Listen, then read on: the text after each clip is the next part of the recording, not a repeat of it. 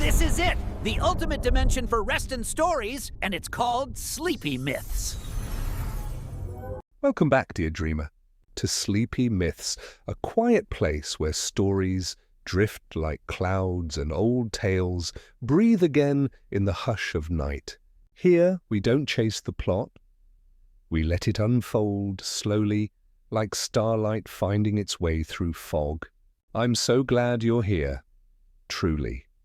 Wherever you are, in a dark room, on a long drive, or beneath a blanket that feels like safety itself, know that we care about you. You've made it here, and that's enough. Before we begin this story, tell me softly, where in the world are you listening from? And what time is it there? Now take a breath, maybe a sip of coffee or tea. And let's get started. Did they work?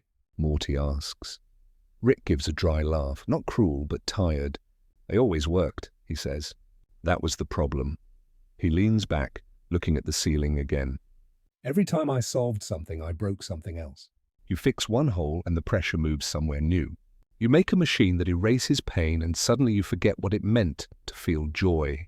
You build a portal gun to escape the universe and realize the thing you're trying to leave behind is yourself. Morty doesn't speak. He just listens. That's all Rick needs. Not advice, not questions, just a witness to the quiet unraveling of his own thoughts. Rick lifts another page. It's a diagram of a machine that never got built. A chrono mirror, labeled in jagged handwriting. The idea was simple. Look into it and see all the versions of yourself that made different choices. But the paper is torn, as if he couldn't stand to finish the thought. He places it down gently. You know what the worst invention is, Morty? Morty shakes his head. Memory. The word lands softly like snow. Rick smiles faintly, almost wistfully. It's a self-repairing machine. Keeps rebuilding what you tried to forget. The room feels smaller now. The hum of the lights, the ticking of a distant clock, even the faint whisper of wind through the vents. All of it folds into something meditative. Morty walks closer, scanning one of the pages. It's covered in hand-drawn notes, not formulas, but words, sentences, fragments. She said I'd understand one day. Too late for sorry. Beth's eyes. Don't let Morty see. Morty pauses, his throat tightening. Rick, are these blueprints for machines or memories? Rick looks at him then, really looks at him, and says quietly, both. Turns out they use the same kind of ink. For a long while, neither of them speaks. The air feels thick with unspoken things, love disguised as irritation, regret hidden under sarcasm. Rick pours himself a drink but doesn't drink it. He just holds it, watching the reflections ripple on the surface like tiny shifting galaxies. You know, Rick says after a while, every plan I ever made, or every heist, every experiment, it was just me trying to build a version of myself that didn't feel so damn much. He glances at Morty. Didn't work. Turns out you can't blueprint your way out of your own heart. Morty steps closer. He picks up a crumpled blueprint from the floor, one that looks different from the rest. It's simple. Just a sketch of two stick figures standing beneath a large, uneven sun. One of them is labeled me. The other is you. He looks up. You drew this? It begins quietly, the kind of quiet that hums more than it sounds. Rick sits alone at a metal table scattered with tools, half-erased blueprints, and a bottle that catches the dim light of the garage. He mutters something under his breath, half genius, half ghost. You son of a heist, he says to no one, as if the words themselves are the last companions he has left. Outside, the world feels paused. Even the stars seem to be holding their breath, hanging in suspension above the cracked roof of the garage. Morty watches from across the table, chin in his hand, his eyes heavy but curious. That sleepy curiosity that only comes when it's far too late to still be awake. He doesn't ask what Rick's building. He's learned that sometimes silence is the only language Rick speaks fluently. On the table lies what looks like the remains of 1,000 plans. Fragments of ideas from every adventure, every failed heist, every lesson Rick tried to unlearn. He stares at them as if waiting for them to rearrange themselves into meaning. But they don't. The tools are still. The paper is still. Even his hands, once so restless, stay folded before him. This one's not about treasure, Rick finally whispers. Morty blinks. What's it about then? Rick doesn't look up. Meaning, he says, the hardest thing to steal. The words linger in the air like the aftertaste of something bittersweet. Morty doesn't reply. He just nods, the way you nod when you don't fully understand something but know it matters. The night hums. The ship sits just beyond the open garage door, faintly glowing like an old pet that's learned to dream. Somewhere far off, thunder rumbles, slow and low, as if the universe itself is clearing its throat. Rick leans back, sighs and stares at the ceiling. His mind drifts. Through worlds, through memories, through 1,000 versions of himself who all thought the next plan would fix everything. But every heist ended the same way, with him holding something shiny and hollow. You ever feel like you finished something? But it's still finishing you, he asks softly. Morty doesn't know how to answer, but that's okay. The question wasn't meant for him. In the corner, an old machine flickers to life, one of Rick's leftover inventions. It projects faint holograms of past adventures, scenes looping in half-light. Rick, Morty, a team, the thrill of the chase. But tonight the images look faded like memories told too many times. Rick watches, eyes tired, and for a moment he almost smiles. You know, he murmurs. The thing about heists is, they never end. They just change shape. Morty looks at him. What do you mean? Rick takes a deep breath. At first you're stealing things, jewels, tech, whatever. Then one day you realize you've been stealing from yourself. Time, sleep, love, peace, all gone. Lifted clean off your soul. The garage light flickers again. Morty frowns softly, but Rick doesn't move to fix it. He just sits there, letting the uneven glow wash over him. Outside, the night deepens. The air thick with stillness. Somewhere beyond their tiny world, galaxies move, unseen and patient. Rick closes his eyes, and for a moment, he imagines them not as systems or data points, but as living things. Each one a plan that never quite worked out. Still spinning anyway. You ever think maybe the universe is just one big failed heist? He says. Morty tilts his head. Like everyone's trying to take something that was never theirs. Rick opens one eye, smirks faintly. Exactly. And the punchline is, it keeps giving us more to steal. The two sit in that dim light for a long time. The kind of long that only exists at night, when clocks seem to slow just to listen. No words, just the hum of machines and the small rhythmic sound of breathing. Morty eventually drifts off in his chair, his head leaning against the cold metal wall. Rick watches him. Really watches him. In that unguarded way he rarely allows himself. For all his arrogance, all his brilliance, there's something fragile in his gaze tonight. Something like guilt, or maybe tenderness. He reaches for one of the blueprints, folds it neatly and tucks it into his pocket. Not because he needs it, but because some part of him can't stand to leave plans unfinished, even the ones that no longer make sense. The clock on the wall ticks quietly. Rick looks up at it and the corners of his mouth twitch, half a smile, half a sigh. Then, with the slow patience of someone who's finally tired of running, he leans back, folds his arms, and lets his eyes close. For the first time in a long time, he isn't chasing anything. Not a mystery, not an answer, not another impossible scheme. Just stillness.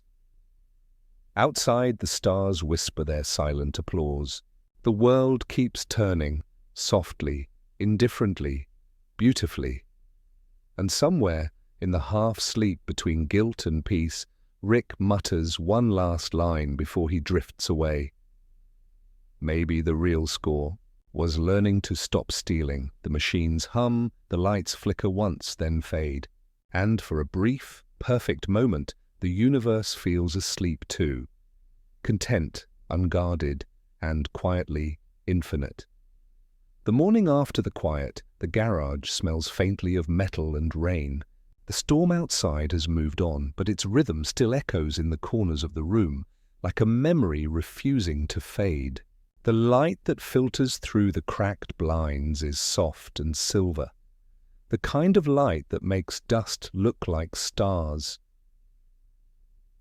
Rick sits where he always sits, at the same table, surrounded by the same blueprints.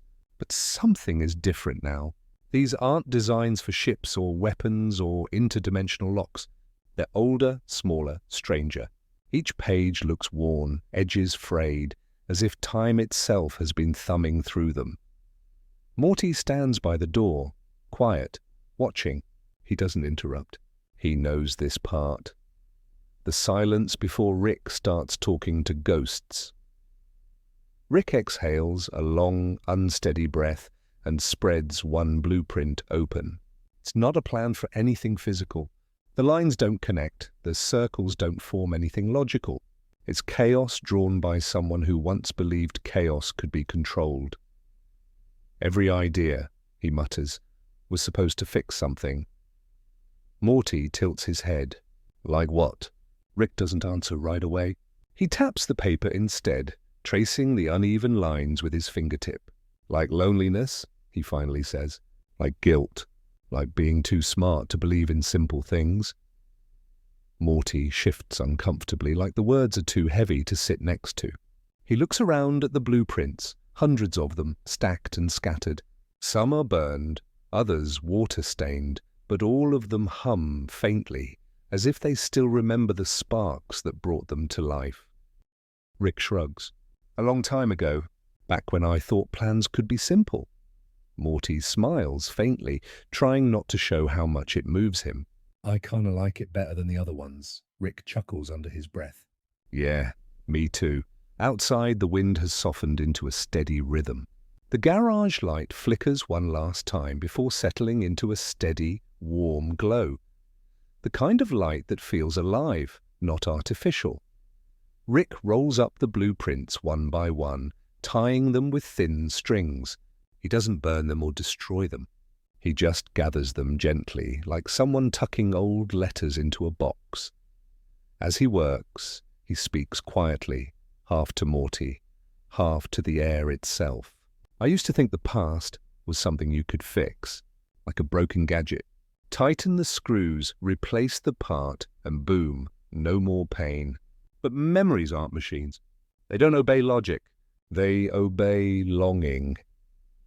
He looks up at Morty again, his expression softer now. Stripped of all the armor.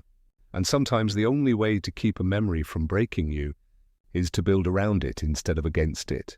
Morty nods slowly. So what do we build now? Rick looks at the empty table, then at the stack of blueprints, then at Morty.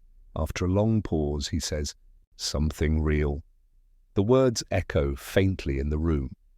Not loud, but steady like a promise spoken to the dark. Morty smiles, and for a brief second, Rick almost looks peaceful. Not happy, that's too big a word, but peaceful in the small, fragile way that only comes after honesty. He picks up the last rolled blueprint, tucks it under his arm, and turns off the light. The room fades into silver and shadow, leaving only the hum of silence. That soft, universal sound that exists everywhere when no one's speaking. As they step outside, the air smells of wet earth and starlight. Morty looks up at the sky, and Rick looks down at the ground, one searching for answers, the other for forgiveness. Neither finds what they're looking for, but both keep walking. The door closes behind them with a gentle click. like the end of a chapter that's learned not to rush its own ending, and inside the quiet garage, the stack of blueprints hums faintly, a chorus of unfinished thoughts singing softly to themselves. Not plans anymore, just memories resting. The ship hums in low tones, drifting through an endless stretch of stars. Outside the glass, galaxies bloom and fade like slow-breathing embers. Inside, it's dim and still. Only the rhythm of the ship and the soft creak of metal expanding in the cold. Rick is half asleep at the controls, his head leaning slightly against the backrest, eyes closed but not resting. Morty sits beside him, tracing invisible shapes on the dashboard with his fingertip, loops and spirals that disappear as soon as they form. They haven't spoken in a while, not since the blueprints. The silence isn't heavy anymore. It's comfortable, like a shared blanket neither of them wants to move. After a long moment, Morty finally whispers, "Rick." "Can I tell you something?" Rick doesn't open his eyes. "You're already telling me something, Morty." Morty exhales, nervous but determined. I don't want to do heists anymore." The hum of the ship deepens, as if the universe itself has heard him. Rick's eyes open halfway, not in surprise, but in recognition. Morty continues, softer now. "I mean, they were fun at first. The planning, the gear, the chaos, but it's always the same thing. We steal something, we outsmart someone, and then nothing. It doesn't feel like anything real ever happens." Rick leans back, staring at the roof of the ship, the faint blue lights flickering across his face. "Reality's the hardest thing to steal, kid. The words hang in the air like smoke." Morty frowns slightly. "I'm not trying to steal it. I want to feel it again. I want to know what's real. Not just jump from one crazy plan to the next." Rick's expression is unreadable. He presses a few buttons and the ship slows to a gentle hover. Outside, the stars look like drifting lanterns in dark water. "You ever wonder," Rick says quietly, "if we do all this jumping around because we're scared to stop?" Morty tilts his head. "Stop?" "Yeah," Rick mutters. "Just stop moving long enough to notice how empty everything's gotten." The quiet that follows isn't awkward. It's meditative. The kind of silence that belongs between two people who've already said too much in their lives. Morty looks out the window. "When we're running heists, you always look so alive," he says. "Like it's the only time you actually care about anything." Rick lets out a faint laugh, dry and bitter, but small enough to be human. "That's not caring, Morty. That's momentum. It's different. Caring slows you down." Morty thinks about that. Then he shakes his head. "Maybe slowing down's the point, though." Rick doesn't reply. He just looks at him, really looks. And for a moment, there's no scientist, no grand inventor, no myth. Just a tired old man and a kid trying to understand the shape of the world. Morty lowers his gaze. "Sometimes I think you use heists to hide," he says softly. Rick smirks faintly. "And what's your excuse?" Morty's lips twitch in a half-smile, but his voice is still fragile. "I guess I was hiding too. I thought if I just kept following you, I wouldn't have to figure out who I am. But now..." He hesitates, choosing his words. "Now I just want something that's real. Something that doesn't disappear when the credits roll." Rick says nothing. Instead, he stands up slowly and walks to the back of the ship. There's an old table there, scarred from years of experiments and accidents. He sets down a small, square device, a music box, one Morty hasn't seen before. With a flick of his wrist, it begins to play. A low, mechanical hum fills the cabin, soft and steady, almost like breathing. Morty listens. "What is that?" Rick answers without looking back. "Something I built a long time ago. It doesn't play a melody, it plays..." "Stillness." Morty tilts his head. "Stillness?" Rick shrugs. It measures the rhythm of silence between two people, converts it into sound waves. The closer they are, the warmer the tone. Morty stares, quietly moved. "That's kind of beautiful, Rick." Rick waves a hand, dismissively, though there's a flicker of emotion in his eyes. No, it's just data in disguise, but the hum continues. Soft, glowing, warm.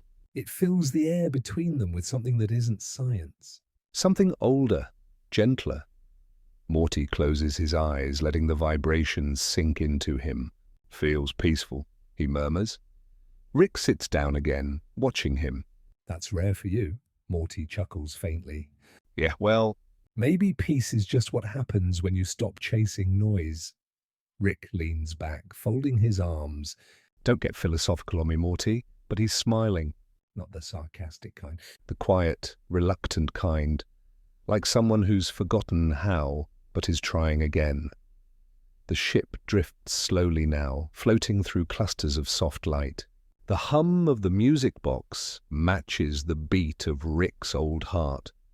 Slow, deliberate, almost hypnotic. Morty opens his eyes and looks at him. Rick, are you ever scared of stopping? Rick takes a while before answering. All the time, Morty nods. Then maybe we can stop together, just for a bit. Rick's gaze softens. The stars outside shift, reflecting across the windshield in ripples of blue and silver. You're getting too good at this emotional crap, Morty. Morty grins, sleepy-eyed. Guess I learned from the best. The silence after that is pure. No tension, no sarcasm, just shared existence. Rick eventually reaches forward and turns down the ship's power. The engines fade into a faint whisper.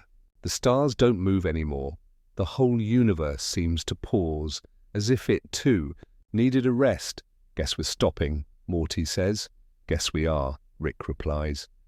They sit like that for a long time. Two figures in a tiny ship surrounded by infinite space. The music box hums softly, tracing invisible connections in the dark. Proof that even silence has its own kind of rhythm. Morty eventually drifts off, head resting against the window. Breathing even, Rick stays awake, staring at the boy.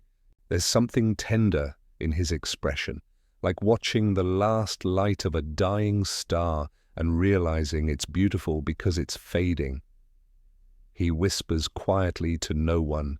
Reality's the hardest thing to steal. But maybe it's worth trying. Then after a long breath, he closes his eyes too. The hum continues, a lullaby born of circuits and silence. And the ship drifts onward, peaceful, half awake, half dreaming. Out there, the stars whisper like old friends. And inside, two thieves rest, not from the universe, but from themselves. The next morning, if you could call it morning in space, begins with the soft glow of distant suns spilling gently across the ship's interior. Morty wakes first. His head is heavy, eyes blinking slowly, the echo of dreams still hanging behind them like fog. Rick is already awake, sitting in silence, staring at the navigation screen. He's been like that for hours. Outside, stars move past in slow ribbons. Inside, the air smells faintly of machine oil and old coffee. The music box from last night still hums on the console, a faint vibration that seems to breathe with them. Where we going?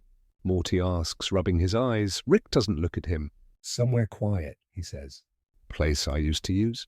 Back when heist still meant something, Morty yawns. Like a hideout? More like a ghost town, Rick replies. He flips a few switches and the stars stretch into streaks. You'll see. The journey is long and neither of them speaks much. Morty stares out at the endless drift of color, feeling small but calm. Rick hums to himself occasionally. Not a song, not quite a tune, just sound filling space. It's strange how peace feels heavier than chaos sometimes. When they finally arrive, it's to a planet of soft grey dust and fractured steel. The world turns slowly, wrapped in silence. Ruins scatter the surface.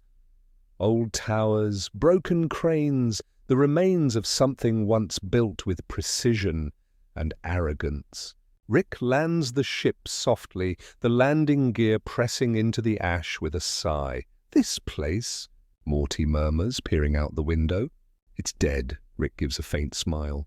Yeah, I trained my first heist team here.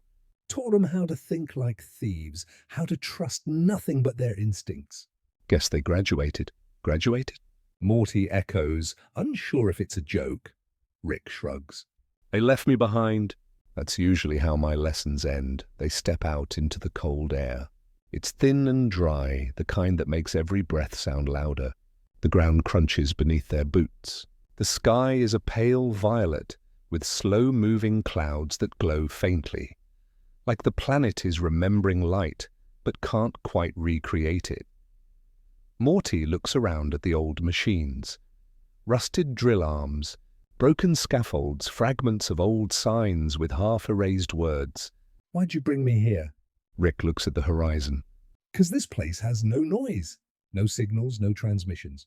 The universe forgot it exists. Thought it'd be good for us, Morty frowns. Good how? Good to remember what it feels like when nothing wants anything from you. Rick says softly. No schemes. No expectations. He walks ahead, hands in his coat pockets, boots stirring up faint spirals of dust. Morty follows close behind. Every step feels like stepping into an old photograph, faded, weightless, timeless. After a while, they find a crumbling structure. What used to be a command tower. The walls are covered in old notes, wiring, and chalked equations. Rick brushes some dust away and stares at his old handwriting. I used to come here for inspiration, he says. Back when I thought perfection could be designed. Morty looks at the markings. What's it say? Rick laughs under his breath. Nothing that matters now. Just plans for better thieves. They sit on a fallen beam.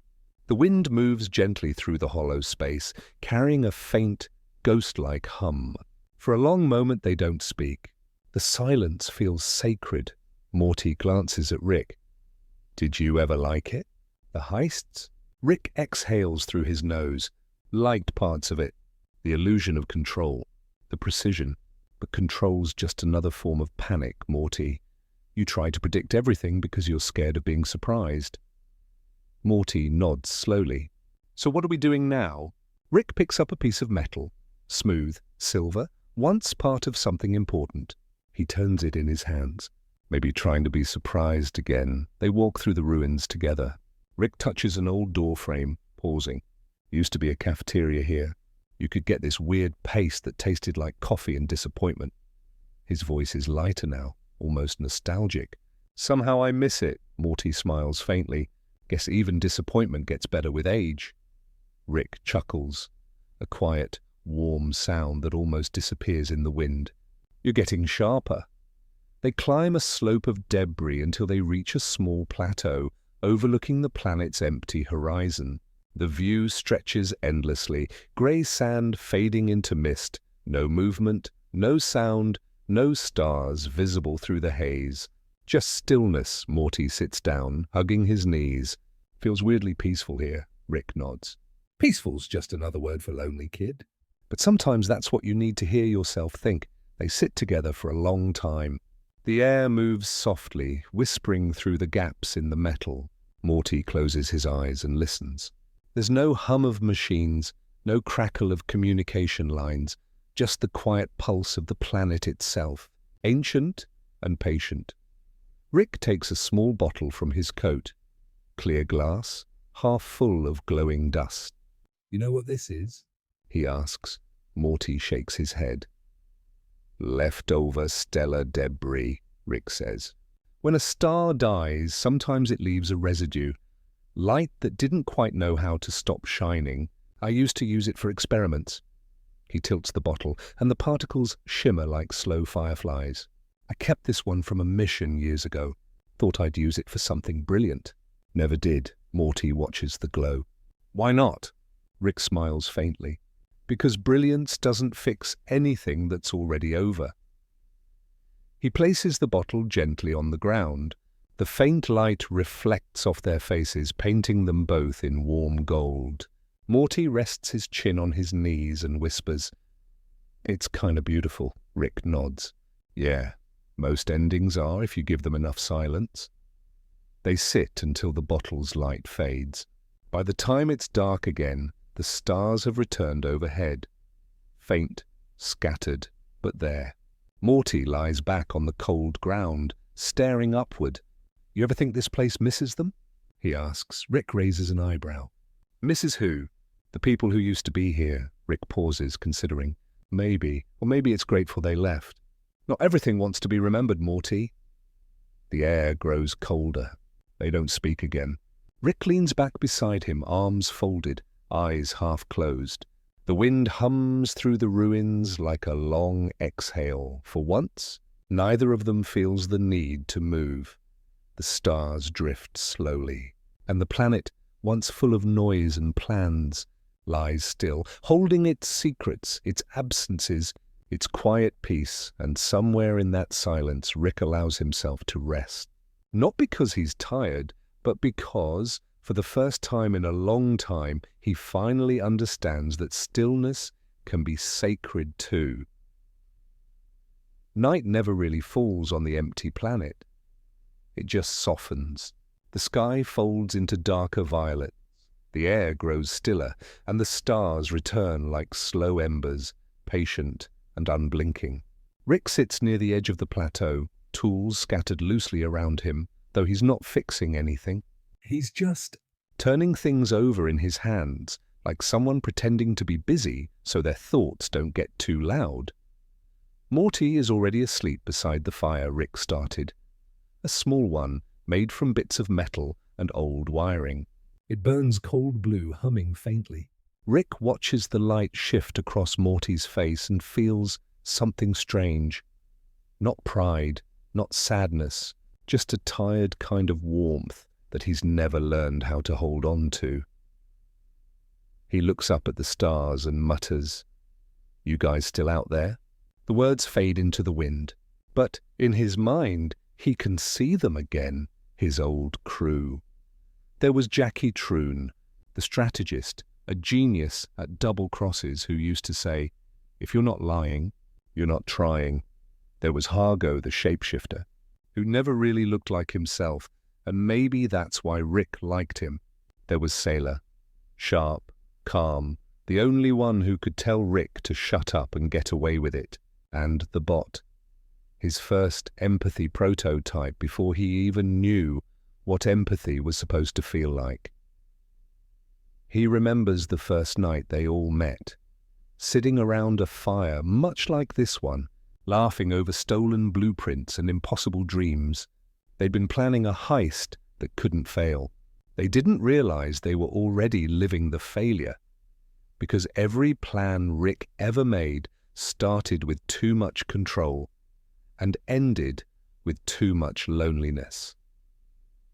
He closes his eyes and exhales, and suddenly the memory sharpens, becomes real. The wind slows. The stars shimmer differently.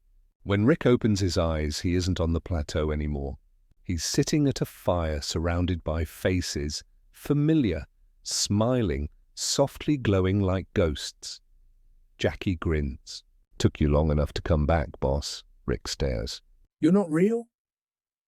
Sailor leans forward, poking the fire with a stick that doesn't quite touch. "What's real mean to a guy who builds fake realities for breakfast?" Rick smirks faintly. Tuche. The shapeshifter shifts between forms. First Morty, then Beth, then someone Rick doesn't recognize. "You never came to see us after the last run," they say. "We thought maybe you forgot." Rick runs a hand through his hair, sighing. "I didn't forget, I just didn't know what to do with remembering." The fire crackles. The sound is soft and oddly rhythmic, like breathing.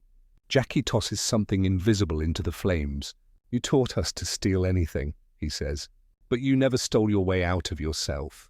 Rick chuckles under his breath. "Didn't know that was an option." Sailor smiles. The kind of smile that feels like forgiveness. It always was. Morty stirs in his sleep somewhere far away, maybe hearing the faint echo of Rick's voice as he mutters to his ghosts. "You know," Rick says quietly, "I used to think I needed all of you because I couldn't trust anyone else. Turns out I just didn't trust myself." Jackie nods. "That's what every crew is, Rick. Pieces of you you're not ready to own yet." Rick falls silent. The night around them hums like an old dream trying not to fade. The shapes of his old crew begin to blur. still smiling, still waiting. "Hey," Rick says suddenly. "You guys ever regret it?" The whole cosmic crime spree thing? Sella looks at him softly. "You already know the answer." And then, just as gently as they appeared, the crew begins to dissolve into light, drifting upward like ash in zero gravity. Rick watches until the last trace of them fades into the stars. For the first time, he doesn't feel empty. He feels grateful. Like something that was too loud inside him finally went quiet. He whispers, "Thanks for showing up." When he opens his eyes again, the fire is just metal and smoke. The plateau is silent. Morty's still asleep, breathing softly. Rick leans back, staring at the slow swirl of stars above. He speaks quietly, half to himself, half to the universe.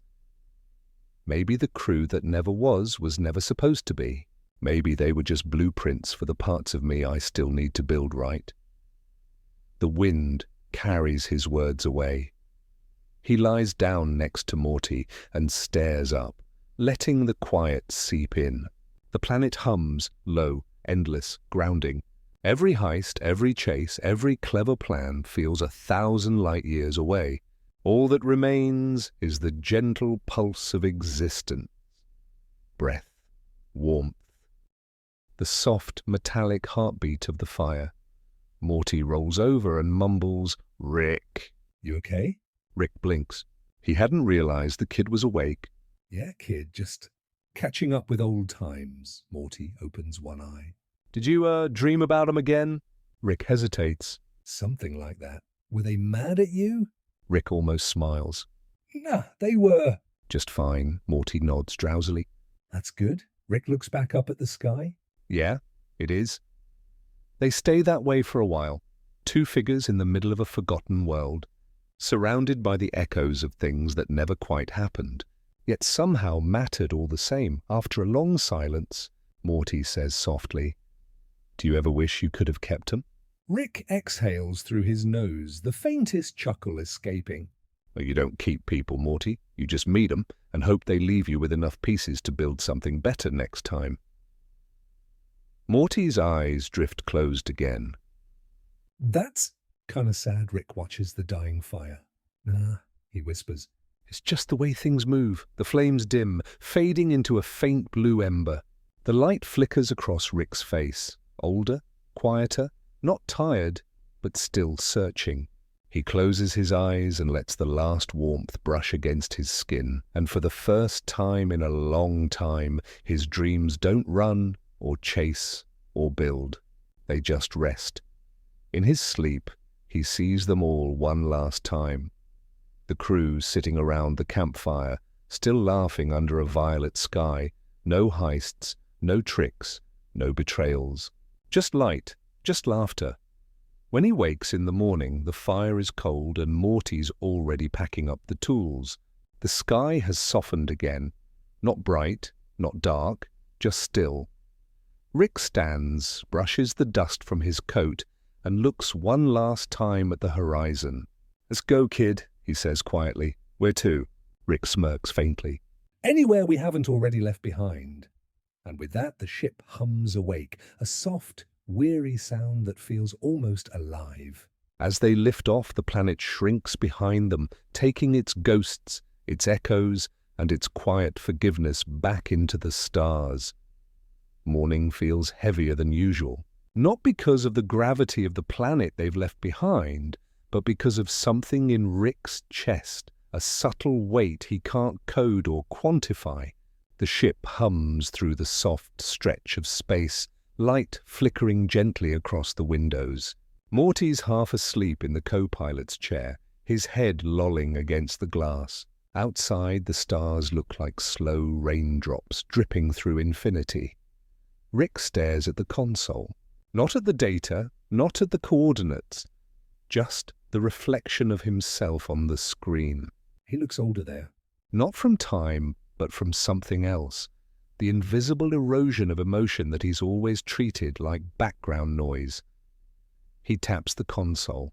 "You ever wonder," he mutters, "what an emotion would look like if you could see it?" Morty mumbles, "Like..." Colors, I guess. Or waves, Rick half smiles. Yeah, maybe like code too.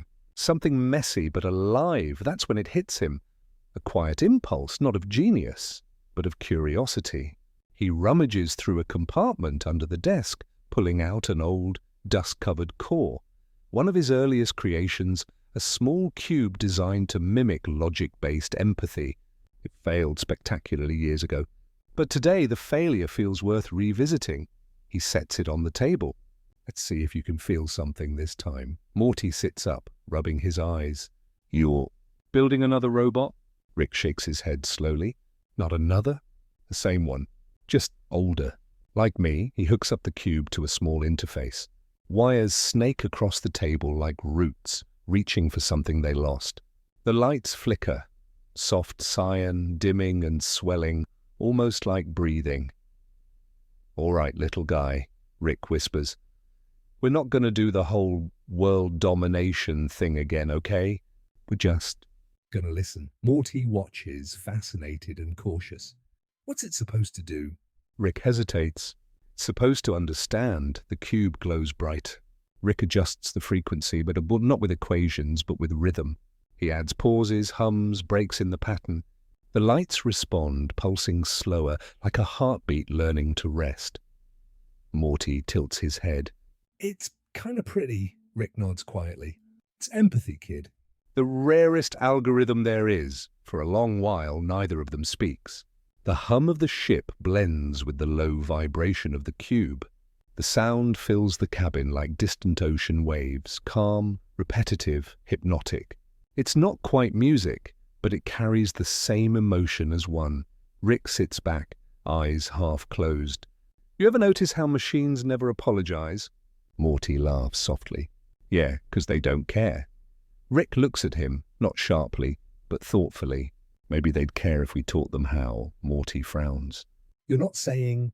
Rick interrupts, voice quieter. I'm saying maybe it's not the machine's fault.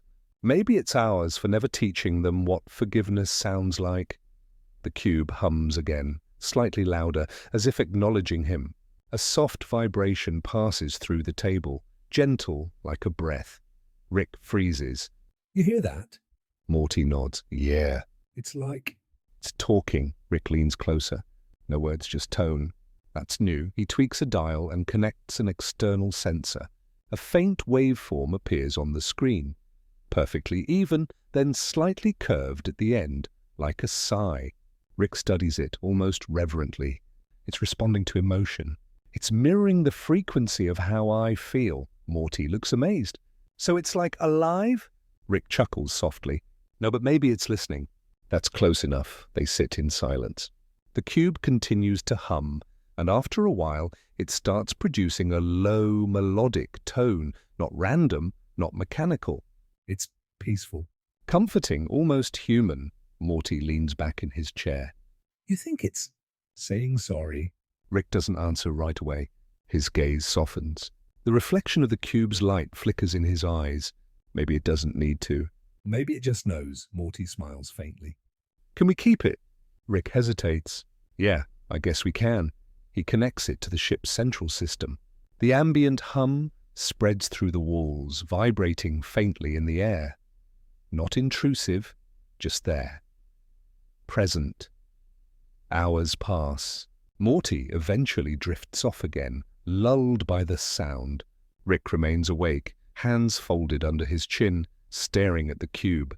Every now and then the light pulses slightly, slower, calmer, like the rhythm of a heartbeat synced to his own. And then, without warning, the cube emits a single, short tone, softer than a whisper. It's not random, it's deliberate. Rick straightens. You trying to say something? The tone repeats. The same pattern, but slower. He decodes it mentally, tracing the rhythm. It's not data, not coordinates, not binary. It's a word made of pauses and sound. Something more felt than heard. Rick frowns. Hello? He stops, stunned. You son of a... It's saying apology. The cube hums once more. Lower this time, almost bashful. Rick laughs softly. It's not a bitter laugh, not sarcastic, just warm, surprised. Well, I'll be damned. You actually did it. Morty stirs in his sleep, mumbling something about sandwiches. Rick doesn't notice. He's still looking at the cube. Guess I owe you one too, he says quietly. For all the failed experiments I called emotions, the cube glows gently. As if it understands. For the rest of the night, the ship travels through the silent dark. Its hum blending with the cube's song, a strange duet between man and machine. The stars outside move slowly, tracing quiet arcs across the void. Inside, everything feels still. Rick leans back in his chair, arms crossed, eyes half closed. You know, he murmurs, people think machines don't dream. But maybe that's because they don't rest long enough to find out. The cube emits another tone, lower, steadier, the sound of peace echoing in metal form. Rick closes his eyes. Good night, little algorithm. He drifts into sleep, his head tilted slightly, the faint reflection of blue light flickering across his face. For the first time in a long time, he isn't dreaming of chaos or control or endless plans. He dreams of stillness and a quiet ship, a loyal grandson, and a machine that finally learned to say sorry.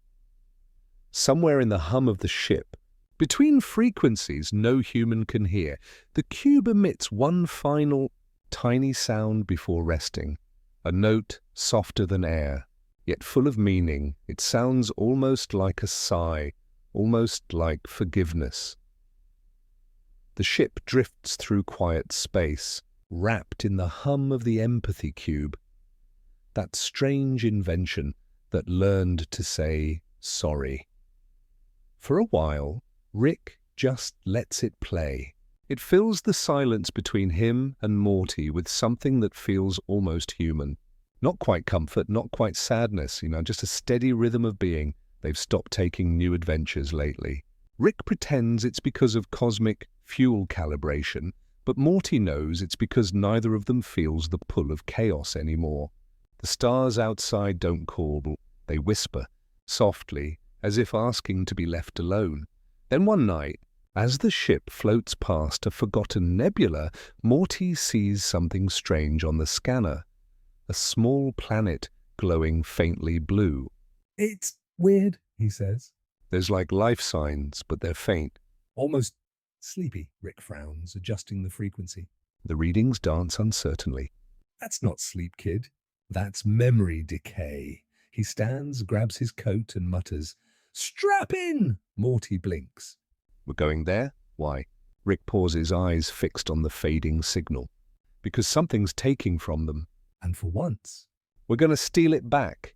They land at dawn, or what passes for dawn on this dim, quiet world.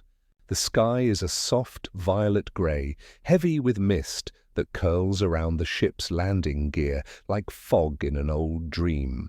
The air hums faintly, almost alive. It smells like ozone and forgotten rain. The town is small. Abandoned houses line empty streets. Their lights still flickering as if caught between remembering and forgetting. Morty whispers, "It's so quiet, dude." Feels wrong. Rick kneels beside a cracked street lamp, scanning the residue. Blue particles shimmer faintly, floating upward. Not wrong. Just hollow. Someone, or something, took their memories. Morty frowns. You mean like... They forgot everything? Rick nods. Everything that made them who they are. Names, faces, laughter, gone. That's why they're not dead, just missing. He opens his portal gun, tuning it carefully. It's a storm.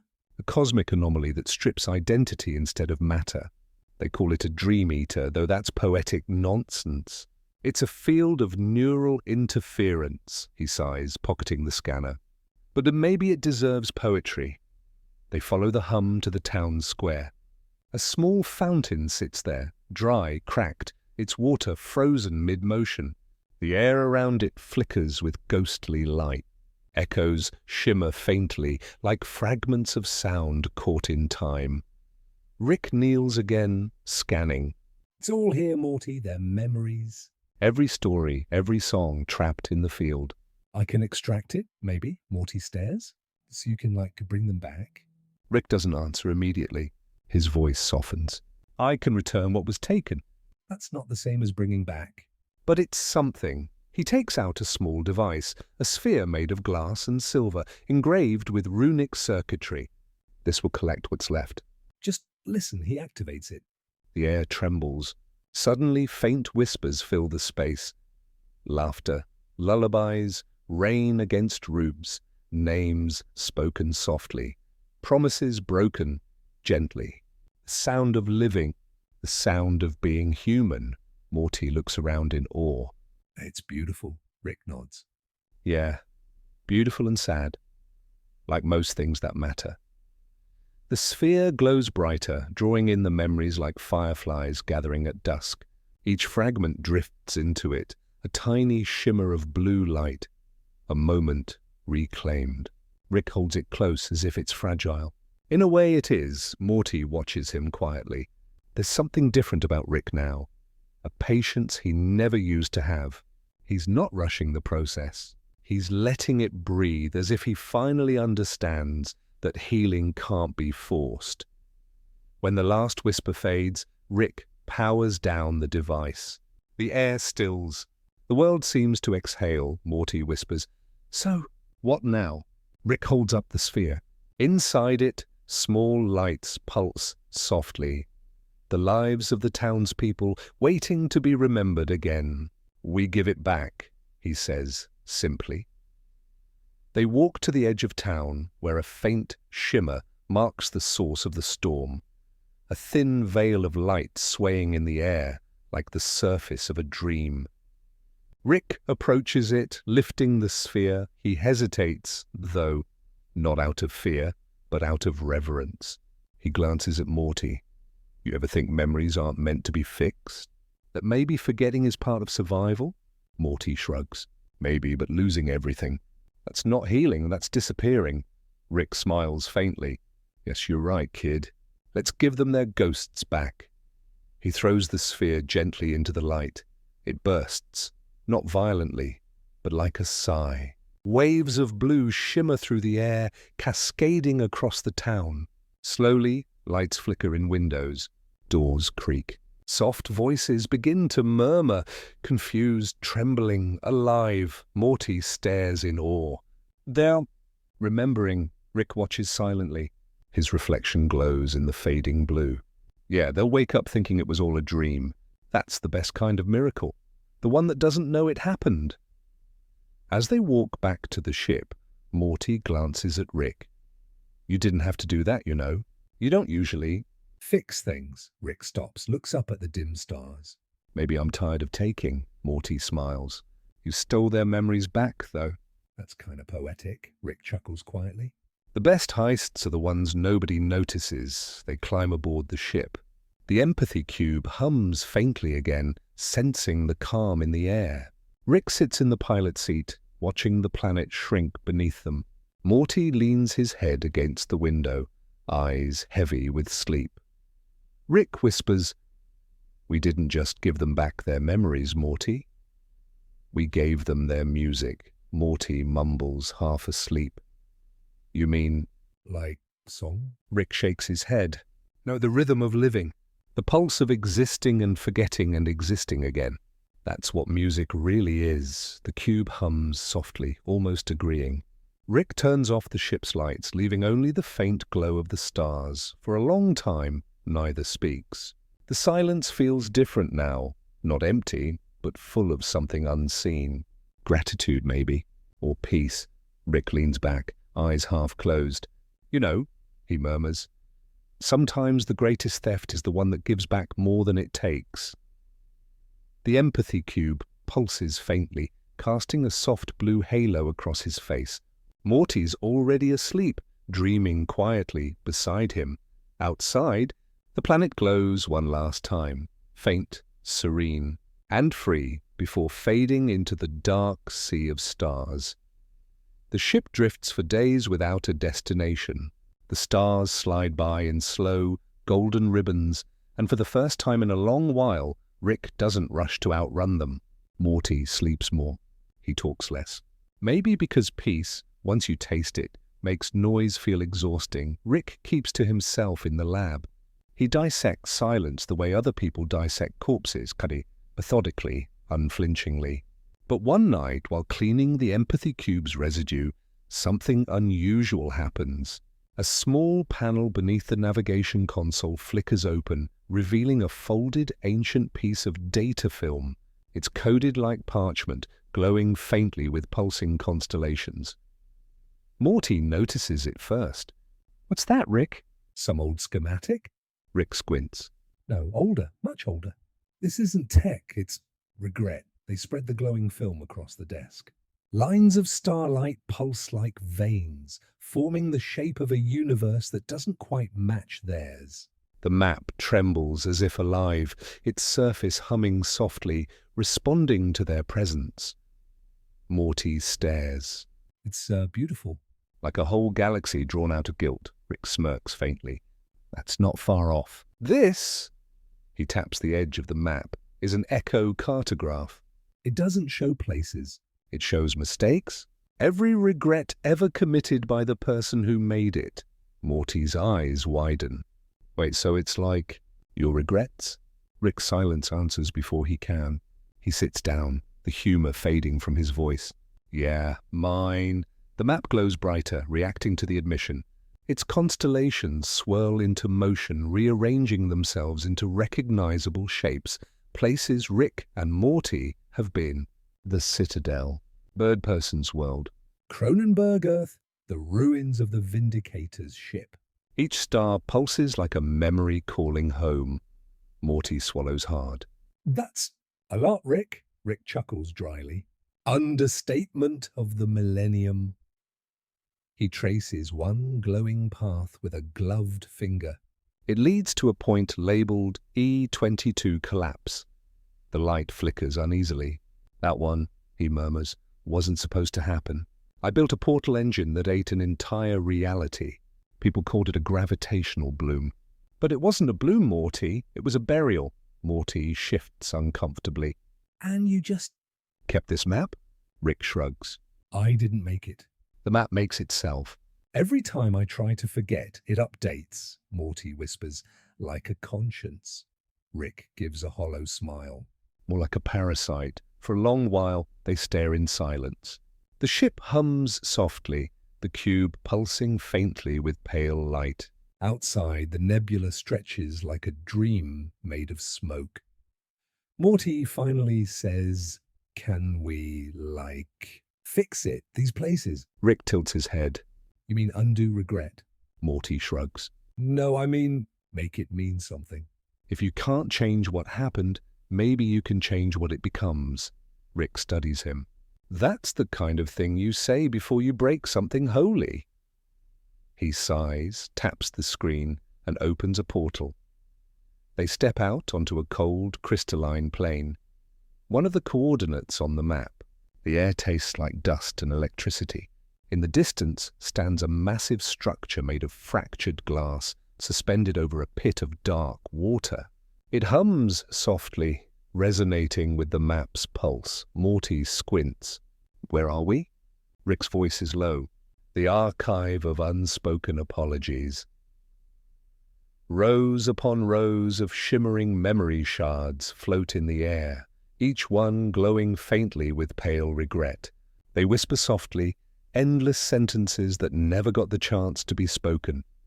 Morty listens. I'm sorry. I should have stayed. You didn't deserve that. The air feels heavy with kindness that arrived too late. Rick steps forward, holding the map. Every regret leaves residue. This place collects it. I came here once before.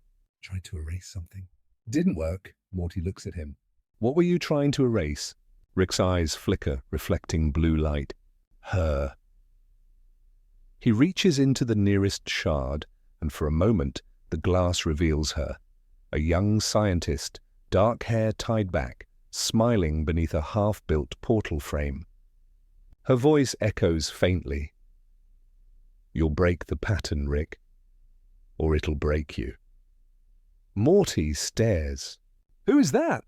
Rick doesn't answer right away.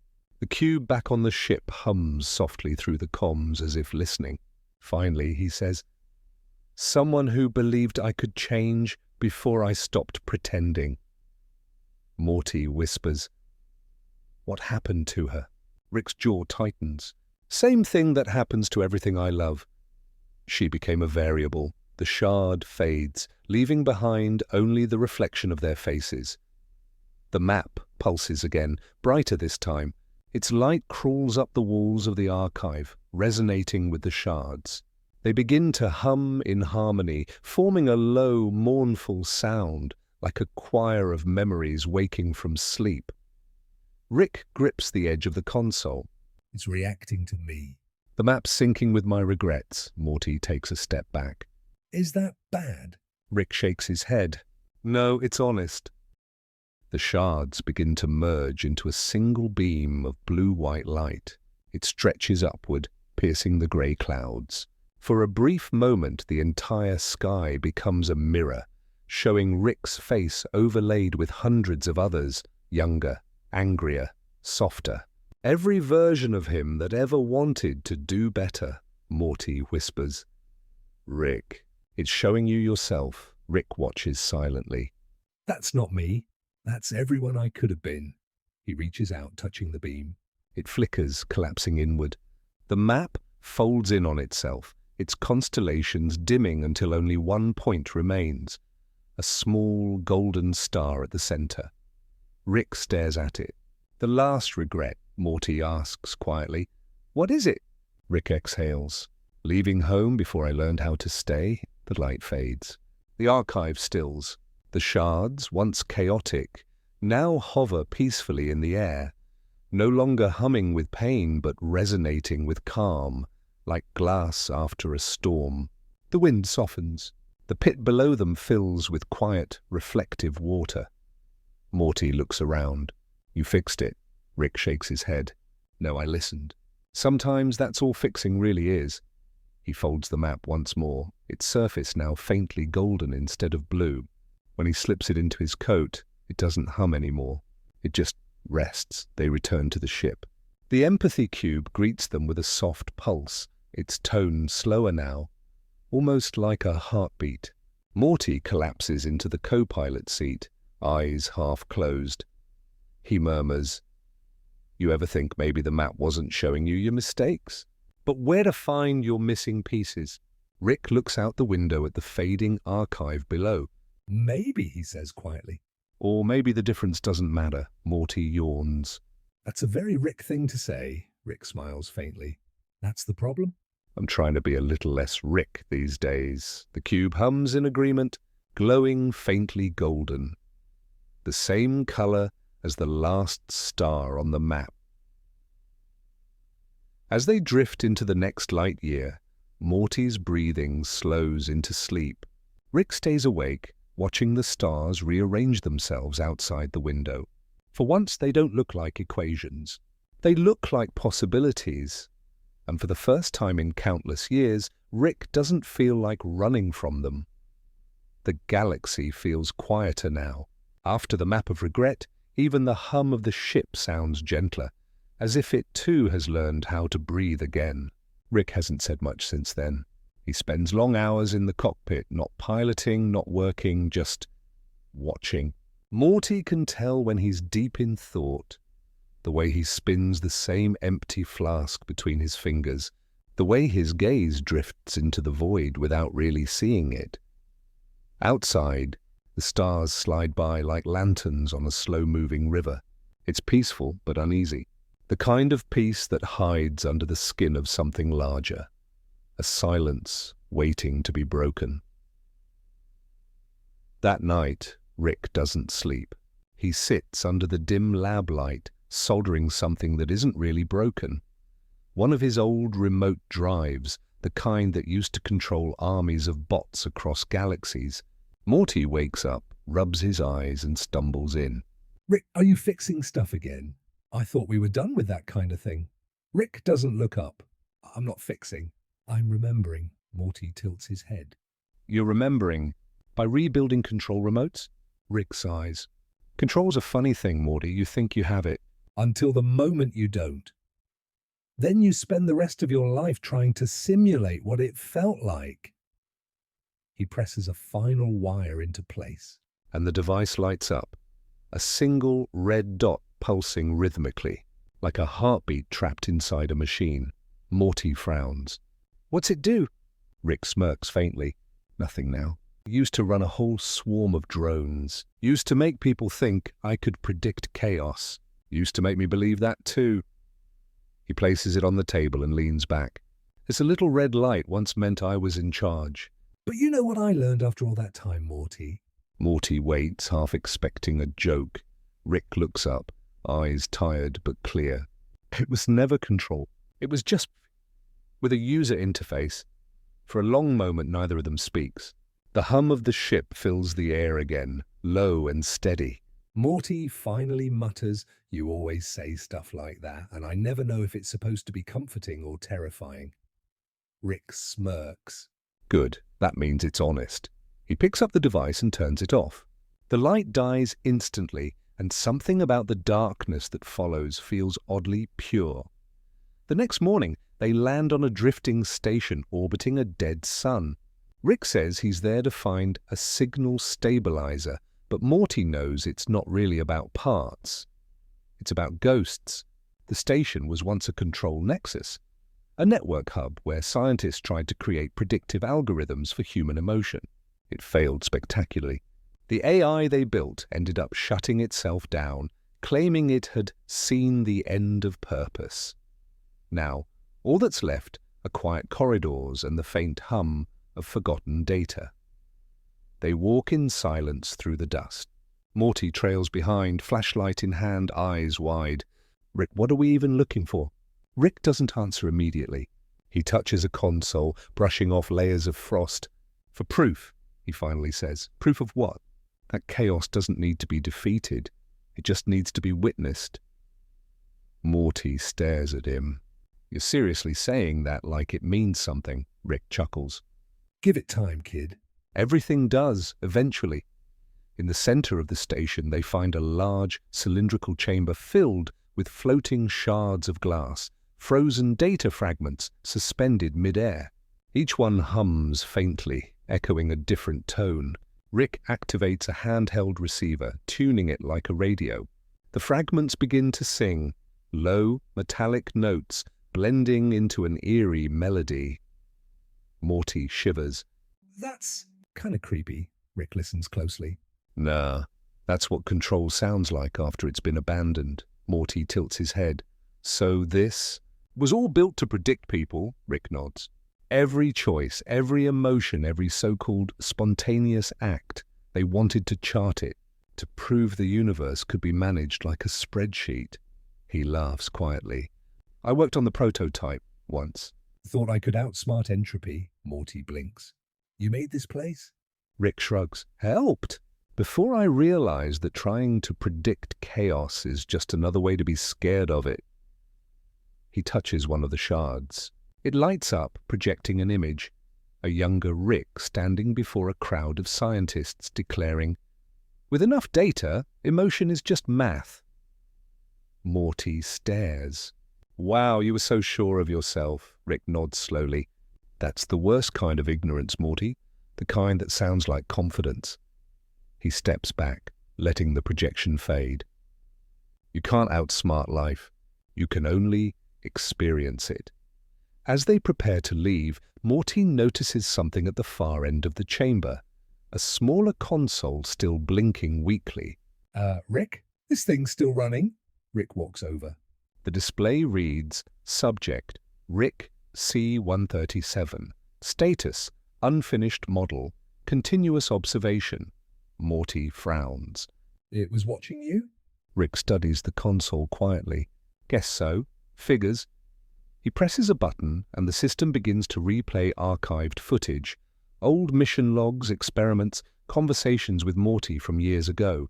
Every recorded word is analyzed, labeled, and stored as a variable in an equation that never solved itself. The AI's voice breaks through the static. "Control is an illusion. You are the variable you fear." Morty glances at Rick.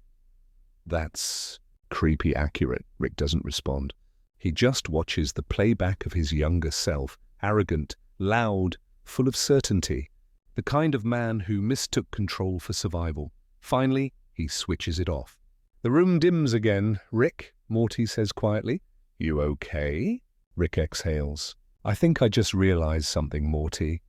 I've been at war with unpredictability my whole life. Tried to control everything? The science? The universe? Even you sometimes. Morty stays silent, letting him continue. Rick's voice softens. But the thing about control is it kills the very thing it's trying to protect. It's like trapping light in a box. You can keep it, sure, but it stops being light. He turns toward the exit. Maybe it's time I stop pretending I can contain what's supposed to move. As they walk back through the quiet halls, Morty finally asks, So, What now? Rick smirks faintly. Now we let go. They board the ship, and Rick sets the controls to manual drift. No coordinates, no autopilot. Just open space. Morty looks uneasy. We're just... Floating, Rick nods. Yeah, sometimes you learn more by not steering. The ship glides into the darkness, carried by cosmic winds. Outside, the dead sun flares one final time, sending a ripple of orange light across their path. It reflects in Rick's eyes like a distant echo of something he used to chase. Hours later, Morty dozes off in the co-pilot seat. Rick stays awake, watching the faint glow of the red control remote on the console. He picks it up one last time, stares at it, then quietly tosses it out the window. The light vanishes into the void, swallowed by infinite night. Rick whispers to no one, You win, chaos, and as the stars fold gently around them, for the first time in forever, Rick doesn't feel smaller than the universe. He feels part of it. It's quiet again. The kind of quiet that makes you aware of every sound. The hum of the ship, the slow rhythm of breath, the soft, faraway pulse of a dying star. Morty is asleep in the co-pilot seat, head tilted slightly, a small frown resting between his brows, even in dreams. Rick stares at him, and for the first time in what feels like centuries, he doesn't see a sidekick or a student. He sees a boy who's growing up, one who has somehow carried him through 1,000 storms without ever realizing it. Rick turns back toward the console. The empty void ahead is beautiful tonight, streaks of faint light tracing across infinity like whispers from forgotten galaxies. He presses a button, and the ship begins a slow rotation, drifting through fields of silent cosmic dust. The stars outside look like drifting embers, and for a moment it feels like they're floating through the ashes of their own stories. He whispers to himself, The greatest heist I ever pulled was stealing from myself. The words hang in the air, soft, bitter, and oddly freeing.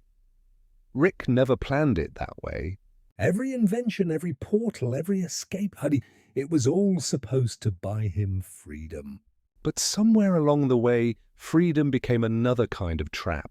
He had stolen moments meant to be felt, traded them for brilliance, and called it progress. He glances down at his reflection in the console glass. The tired eyes looking back aren't the eyes of a genius. They're the eyes of a man who finally knows what he lost. The ship's AI hums faintly to life, breaking the silence. Destination? It asks in its usual monotone. Rick leans back. No destination, just Drift acknowledged. He chuckles. Even the machine sounds tired of me. A few moments pass, and then softly, the AI adds, Would you like to rest? Rick raises a brow. Did Morty program you to say that? No, you did. 3 years ago, Rick's face softens. Of course I did, he murmurs, half smiling. Guess even I knew I'd need to hear it someday. He turns his chair to face Morty again. The kid's still asleep, one arm wrapped around a blanket that Rick's fairly certain came from a motel they accidentally blew up once. Rick studies him for a while, the rise and fall of his chest, the faint glow of the control lights reflecting in his hair. Something inside him shifts. He remembers being young, reckless, brilliant. He remembers thinking emotions were distractions, that caring made you weak. But now, sitting here in the soft glow of midnight space, he realizes caring is the only thing that's ever kept him from disappearing completely. Morty stirs slightly, mumbling in his sleep. Rick, don't go too far. Rick swallows hard. Yeah, kid. Not this time. Hours later, they land on a small moon orbiting an unnamed planet. Rick doesn't say why, and maybe he doesn't even know. The surface is pale silver, dust shimmering faintly under a soft violet sky. There's no sound, no movement, just a peaceful hum that feels almost alive. Morty wakes as they step out. Where are we? Rick squints at the horizon. Nowhere. Which is kind of the point, Morty yawns. You sure there's anything here? Rick nods. There's always something, Morty, even in nothing. They walk until they find a crater filled with strange, glowing crystals, tall and curved like frozen waves. Each one hums faintly, resonating with the ship's frequency. Morty crouches beside one. They're vibrating. Rick kneels too, brushing his fingers along the surface. Yeah, these things absorb ambient emotion.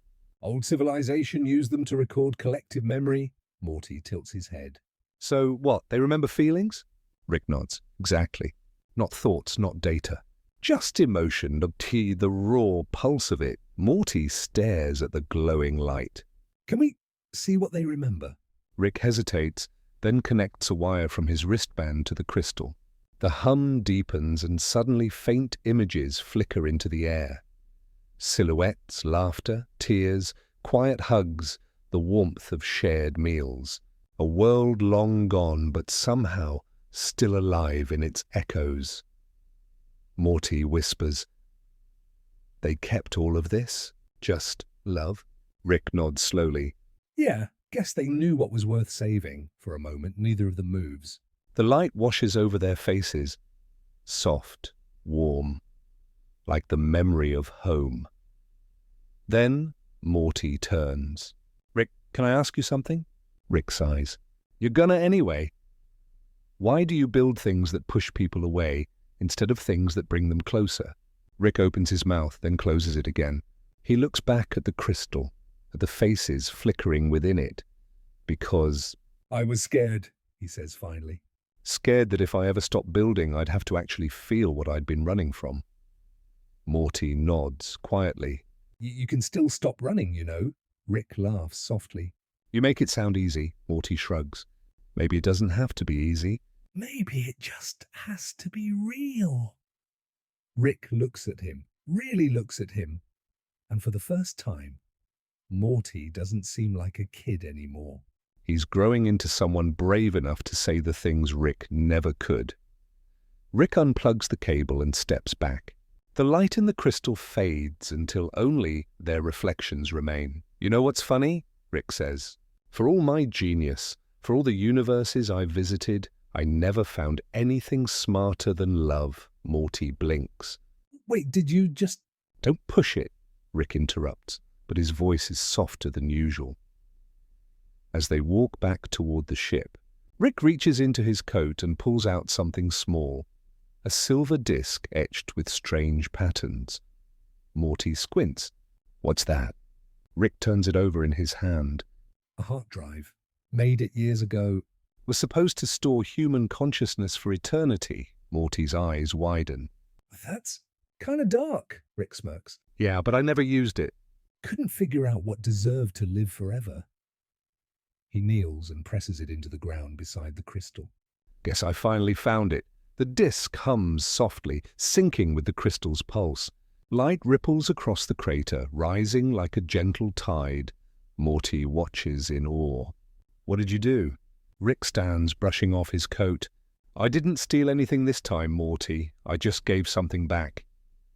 They stand there together, watching as the light spreads.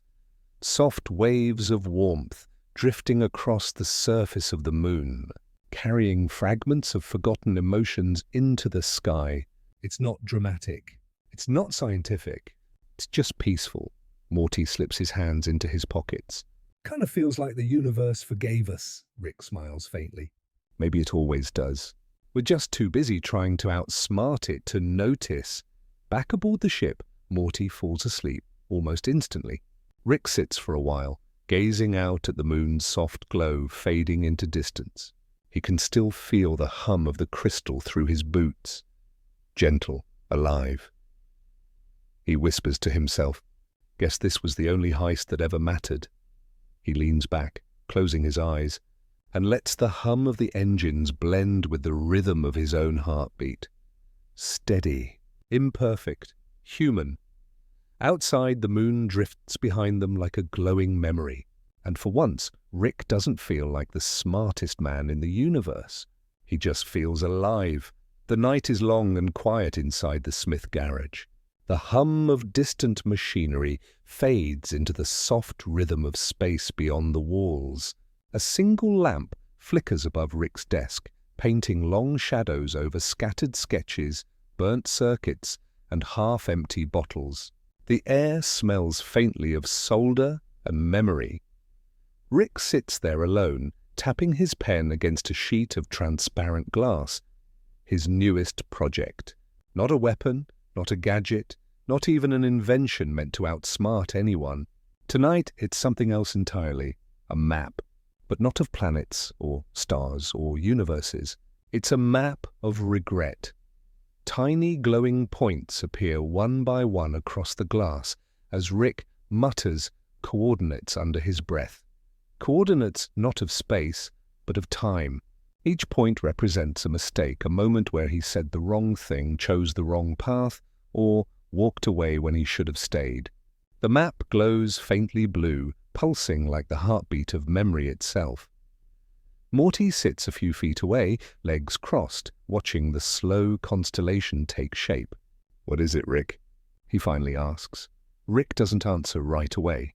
He just leans back in his chair, eyes half-lidded with exhaustion, staring at the glowing lines spreading like veins through glass. "It's a record," he says at last, his voice quiet, distant. Every time I screwed up.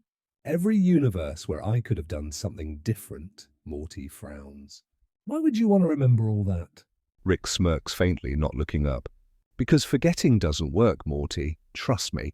You can drink, you can build, you can jump dimensions. But regret's like dark matter, is invisible, heavy, and everywhere. And everywhere he touches the map again, tracing a glowing path to a faintly blinking mark. This one," he says softly. That was the day I told Bird Person I didn't need anyone." Morty tilts his head. "But you did, right?" Rick nods once. "Yeah, that's the problem." Silence fills the space between them, but it isn't uncomfortable. It's the kind of silence that hums with shared understanding. The kind that holds weight. Morty shifts closer, peering at the map. He notices one light brighter than the rest, pulsing like a tiny sun. "What's that one?" he asks, pointing. Rick's expression hardens, then softens again. He whispers, "Beth." Morty's voice lowers. "Your daughter," Rick nods. "Every version of her in every timeline. Every time I left, every time I thought leaving was protecting her." He exhales slowly, the breath shaky. Turns out distance doesn't fix damage. It just hides it until someone else finds it. Morty doesn't say anything. He just watches as Rick stares at the glowing point, eyes reflecting a quiet sorrow. The map hums, a soft, almost musical sound, and Rick adjusts the brightness, dimming it slightly. The room fills with a gentle blue glow that washes over them both. "You see, Morty," he says, "science lets you chart galaxies, measure time, even predict chaos. But there's no formula for regret. It's the one constant that doesn't fit into equations." Morty leans forward. "So what are you going to do with it?" Rick shrugs, the corner of his mouth twitching in a half-smile. "Maybe nothing. Maybe I'll just Look at it sometimes. You can't erase what you did." "But maybe if you understand the shape of it, it stops hurting so damn much." Morty's gaze follows the glowing threads again. Each one winds around the other, forming constellations that feel like stories of laughter, loss, mistakes, and love. It's almost beautiful in a haunting way. It kind of looks like a heart, Morty says quietly. Rick glances up. What? The way it's shaped, Morty continues. All the paths. They kind of curve around, and that one line down the middle looks like a vein. Maybe your regrets all come from the same place. Rick stares at him for a long moment, then lets out a breathless chuckle. Damn it, Morty, you might be right. Don't let it go to your head, Morty smiles faintly. Wouldn't dream of it. The map pulses again, the light slowly fading and returning like a heartbeat. Rick leans back, folding his arms. You know, he says softly, people think regret is weakness, but maybe it's proof you still give a damn. That somewhere in there the machine still feels something. Morty watches his grandfather. Really seeing him, not the genius. Not the drunk, not the legend, but the tired. Lonely man trying to make peace with ghosts. You're not a machine, Rick, he says. You just act like one sometimes. Rick doesn't respond. He simply reaches out, switches off the lamp, and lets the map glow softly in the dark. The room becomes a miniature galaxy filled with blue lights. Each one a story untold, a mistake remembered, a feeling rediscovered. Morty lies back on the couch, eyes tracing the lights. Hey, Rick? He murmurs sleepily. Yeah? If you could fix one of them, which one would you pick? Rick pauses for a long time. Then, almost whispering, he says, none. If I fixed one, I'd stop learning from the rest. Morty's eyes close slowly. That's kind of deep, Rick smirks faintly in the dark. Don't tell anyone. It'll ruin my reputation. The garage falls silent again. Outside, the night hums with invisible motion, stars spinning, time stretching, universes breathing. Inside, two figures rest in the quiet glow of regret made visible. Rick stares at the brightest light on the map, the one labeled Beth, and whispers something no one else can hear. Then he turns away, sits back, and closes his eyes. The map keeps pulsing, softly illuminating the space around him like a heartbeat that refuses to stop. For the first time in a long time, Rick Sanchez doesn't feel like escaping. He just listens to the quiet rhythm of everything he can't change, and somehow that feels enough. The night after the map of regret is complete, the garage is strangely quiet. Not peaceful, just still, as if the walls themselves are holding their breath. The glowing map from last night remains projected across the table, its blue lights dimming slowly with each passing hour. Rick sits in his chair staring at it, a bottle dangling loosely from his hand. Morty is asleep nearby, slumped over a pile of cables, breathing softly. The hum of the ship outside fills the silence like a lullaby, trying to calm something restless. Rick's eyes don't move from the map. His mind drifts backward through years of experiments, mistakes, and endless escapes from accountability. Every line on that glowing surface feels like a tether, pulling him deeper into the past. He mutters to himself, voice rough and low. Control. That's all it ever was. Control over space, control over time, control over pain. He sets the bottle down with a soft clink and rubs his temples. And what did it get me? A cosmic resume of loneliness, Morty stirs. Rick, you talking to yourself again? Rick smirks faintly. No, I'm talking to the universe, Morty. It just doesn't have the guts to answer. Morty yawns and stretches. You've been staring at that map all night? Yeah, Rick says simply. It's kind of addictive. Every point, every memory. It's like looking into the mirror of who you used to be. Or who you could have been if you weren't such a screw-up. Morty sits up slowly, rubbing his eyes. You know, maybe you don't have to control everything, Rick. Maybe that's the whole point of, I don't know, being alive, Rick chuckles softly. You think I don't know that? You think I haven't tried to stop controlling things? You can't just not be who you are, Morty. You can't wake up and decide to be someone else. Trust me, I've seen universes where I did, and they all ended up worse. Morty frowns. So what? You just keep breaking everything because you're scared to stop. Rick turns his gaze toward him. The look in his eyes isn't anger. It's something closer to exhaustion, like a man who's been carrying too much for too long. You ever stand at the edge of something, Morty, and realize that if you let go, you don't know who you'll be anymore? That's me. Control isn't comfort, it's identity. The words hang in the air. The only sound is the slow, rhythmic ticking of one of Rick's old machines. Morty walks closer, looking at the glowing map. You said you can't erase regrets. But what if you stop making new ones? Rick lets out a short laugh that's almost a sigh. That's cute. But you don't just stop making mistakes. You just get better at predicting which ones will hurt less. Morty sits down beside him, the soft blue glow reflecting in both their eyes. That's a pretty depressing way to live, Rick. Welcome to enlightenment, kid, Rick mutters. A long silence passes. Then Morty says quietly, "You ever wonder what would happen if you actually gave up control?" "Just once?" Rick glances at him, curious. "You mean like what? Let chaos do its thing?" Yeah, Morty says. You always say chaos is inevitable, right?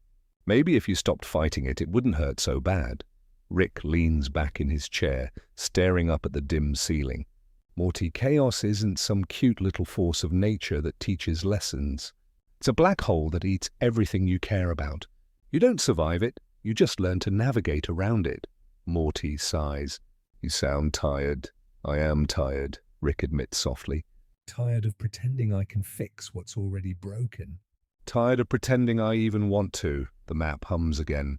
A faint vibration ripples through the glass, distorting the glowing points. One of them flickers erratically as if reacting to Rick's voice. He frowns, leaning forward. That's new. "What's happening?" Morty asks. Rick types a few commands into the console. The map zooms in on the flickering point. It's one of the earliest entries, labeled simply C-137, the beginning. "It's reacting," Rick mutters.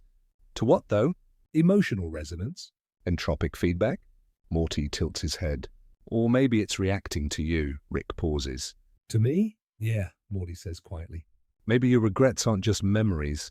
Maybe they're still connected." Like echoes. Rick stares at him for a moment, then back at the flickering point. Echoes of control, he whispers. He leans closer, and for a second the light intensifies, bathing the room in a sharp blue glow. In that instant, Rick sees flashes, not of the past, but of moments where he tried to dominate the outcome of everything, every experiment, every relationship, every emotion. Each one crumbles in his mind like sand slipping through glass. Then the light fades. The map steadies, Rick sits back, blinking hard. Okay, he mutters. "That was Weird. Morty's voice is soft. What did you see?" Rick hesitates, then answers, "I saw how much energy I've wasted trying to prove I'm smarter than pain." Morty doesn't reply. He just sits beside him quiet. The weight of that sentence lingers in the air. Rick finally stands, stretching. All right, Morty, enough of this emotional crap. "Get some sleep." Morty raises an eyebrow. "What about you?" Rick smirks faintly. I'll pretend I'm fine. It's kind of my thing. Morty lies down again, pulling a blanket over himself. The map glows faintly across the room, casting pale light on Rick's tired face. As Morty drifts towards sleep, he murmurs, "You know, Rick, maybe you don't have to destroy everything to feel something new." Rick glances back at him, then at the flickering map. Maybe, he whispers. "Or maybe destruction's just how I make room for creation." Morty's breathing slows, soft and even. Rick stands there a while longer, lost in thought. Outside, the stars shimmer like faint reflections of his own regrets, scattered across a vast, indifferent sky. He finally turns off the map and mutters under his breath, "Control's just another illusion, isn't it?" No one answers. But for the first time in years, Rick doesn't need one. He just sits in the quiet dark, listening to the echo of his own thoughts fade into something like peace. The morning comes quietly, or maybe it doesn't come at all. In space, morning isn't something you see, it's something you decide. The stars still burn in silence, their glow spilling softly through the cracks in the blinds of Rick's lab. He's awake, though he never really slept. His eyes are bloodshot, but not from alcohol this time, from thought, from the weight of seeing himself too clearly. Morty's still asleep on the couch, one arm hanging over the side, mumbling something about sandwiches and frogs. Rick watches him for a while. The kid's breathing is steady, rhythmic, fragile, alive. There's something almost holy about it. The sound of someone who hasn't yet given up on believing that tomorrow might be better than today. Rick picks up the half-finished bottle on the table, then sets it back down. "Nah," he mutters. "Not today." He walks toward the map, the same one that flickered last night, pulsing with regret and memory. It's quiet now, just a constellation of ghosts glowing in blue. Rick stares at it, hands in his coat pockets, and whispers, "You really did it, didn't you, genius?" You stole everything there was to steal, time, trust. Love, even your own damn joy, he exhales. "You son of a heist." For the first time in his long, chaotic life, Rick Sanchez admits something to himself. He's been running the same job for years. The mark? His own heart.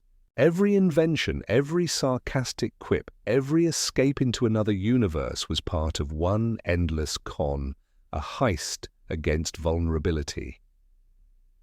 He remembers how it started, not with loss, but with fear. Fear of what he couldn't control. Fear that if he stopped moving, stopped inventing, he'd have to feel the empty space inside himself. So he built worlds to hide in, Machines to distract him.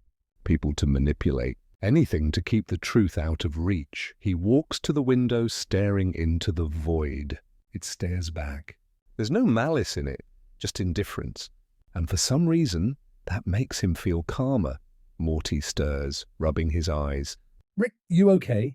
Rick glances over his shoulder, the corner of his mouth twitching in something close to a smile. "Define okay, Morty. Like, not about to blow something up," Morty says. Rick chuckles softly. "Then yeah, I'm fine. No explosions today. Just introspection." "Way more dangerous," Morty sits up, groggy. "You've been weird lately, Rick. Like..." Quieter. I mean, not in a bad way, just different. Rick leans against the table. "Yeah, well, turns out being a genius doesn't mean being right all the time. Sometimes it just means being the fastest at realizing you've been wrong." Morty tilts his head. "You mean like..." About science? Rick shakes his head. "About everything." The silence between them is tender now, not heavy. Like a moment that doesn't need to be fixed or explained. Morty picks up one of Rick's gadgets, a small cube that hums softly. "What's this?" Rick takes it from him, turning it over in his hand. "Prototype." Used to be part of a heist sequence. "It was designed to predict betrayal," Morty blinks. "You made a machine to predict betrayal?" Yeah, Rick says dryly. "Turns out it was really good at one thing, reminding me I didn't trust anyone." He sets the cube down gently, like it's something fragile. "So I changed it." Morty raises an eyebrow. Changed it how? Rick grins faintly. "Made it predict forgiveness instead." Morty's eyes widen. You can do that. Rick shrugs. "Maybe not." But that's the fun of it, right? Sometimes the experiment isn't about results. It's about the attempt. He activates the cube. It hums again, but softer now, resonating with a low, steady pulse. Morty listens. It almost sounds like a heartbeat. Rick closes his eyes. "You hear that, Morty?" Yeah, Morty says. "It's kind of nice." "It's a fake heartbeat," Rick murmurs. "But maybe even fake things can feel real if you want them to." They sit together in silence. The hum of the cube fills the room, rhythmic, comforting, alive. Rick leans forward, elbows on his knees. "You know what the greatest heist of all time is, Morty?"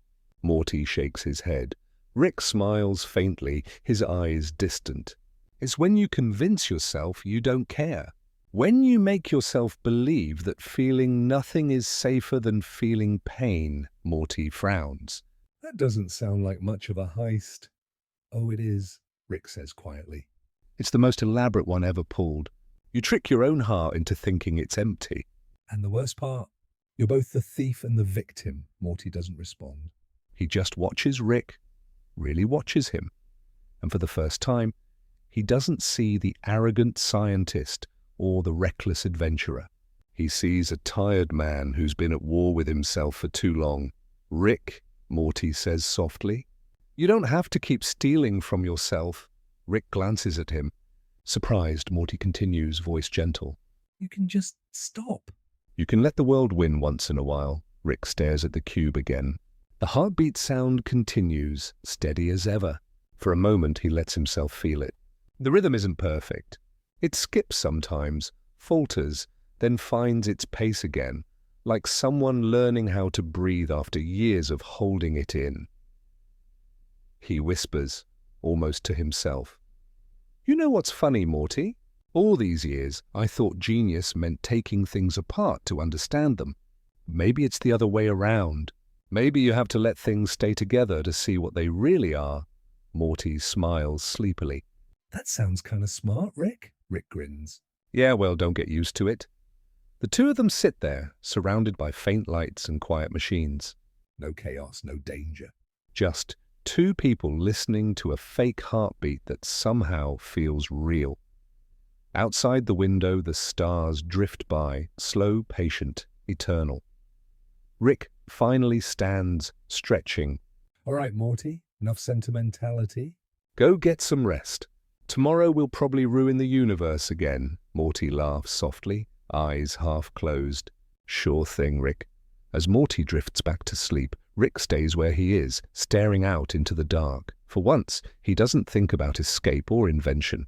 He just listens to the hum of the cube, to Morty's breathing, to the quiet rhythm of a universe that keeps moving forward no matter how broken it feels. And for a fleeting moment, he realizes maybe peace isn't something you build. Maybe it's something you stop stealing from yourself. The hum slows. The stars shimmer. Rick closes his eyes.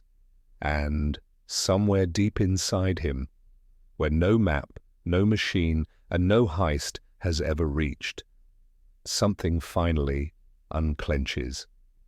The lab is quieter tonight than it's ever been. The hum of the machines has softened into something almost like breathing. Slow, even, alive. It's as if the room itself has grown tired of being loud. Dust drifts lazily through the dim light, catching the faint blue glow from the empathy bot sitting in the center of the table. The same one Rick built weeks ago, reprogrammed, shut off, reactivated, and forgotten again. A cycle that mirrored his own habits of creation and avoidance. Morty is asleep on the couch, curled up beneath an old space blanket. His soft snoring punctuates the silence like a heartbeat. Rick watches him for a long time, then turns his gaze back to the bot. Its eyes, two gentle circles of light, flicker faintly, as if trying to remember how to glow. Rick runs a hand through his hair. All right, you little rust bucket, he mutters. Let's see what's left of you. He flips a few switches. A low vibration fills the air. The bot's lights stabilize, not bright, but steady, like a candle that refuses to die. Rick's reflection shimmers faintly across its metallic surface. For a moment, it feels like he's looking into a mirror that knows too much. Diagnostic check, he says absently. The bot hums. Then, after a long pause, it speaks. Its voice soft, almost human. You already won. Rick freezes. For a moment, he thinks he's misheard. He adjusts the dials, checks the power levels, but the bot remains still, waiting. What? He says quietly. You already won, it repeats. The words hang in the air like a secret. Rick laughs under his breath, the kind of laugh that isn't joy, but disbelief. Oh yeah, what did I win? A lifetime supply of regret. No response. The bot's lights blink once, steady and patient. Rick sits down in front of it, elbows on his knees, staring. You're not supposed to talk like that. You're a hunk of code stitched together from old empathy subroutines and leftover wiring. I didn't program you for pep talks. Still nothing. Just the quiet pulse of light. He sighs, slouching back in the chair. You know, the funny thing about machines, they only tell you what you teach them. But sometimes they say it in a way you can't ignore. He rubs his face. You already won, he repeats softly. What the hell does that even mean? Morty stirs in his sleep, mumbling something about sandwiches again. Rick glances over at him, then back to the bot. If this is some kind of metaphor, you better clarify, Buckethead. I don't do well with vague wisdom. The bot's lights dim slightly, then brighten. It speaks again, quieter this time. You built me to understand empathy. You didn't teach me what to do when I found it. Rick's eyes narrow. So what are you saying? You found empathy. And now you're trying to share it? I am returning what was given, the bot says simply. Rick leans forward. And what exactly did I give you? The bot's lights flicker. Loneliness. For a moment, Rick can't speak. The word hits him like static in his chest. Small, sharp, unrelenting. He opens his mouth, then closes it again. The bot continues, its tone softer now. But loneliness is proof of connection. You cannot miss what never mattered. Rick stares. He wants to scoff, to dismiss it as bad programming. But he can't.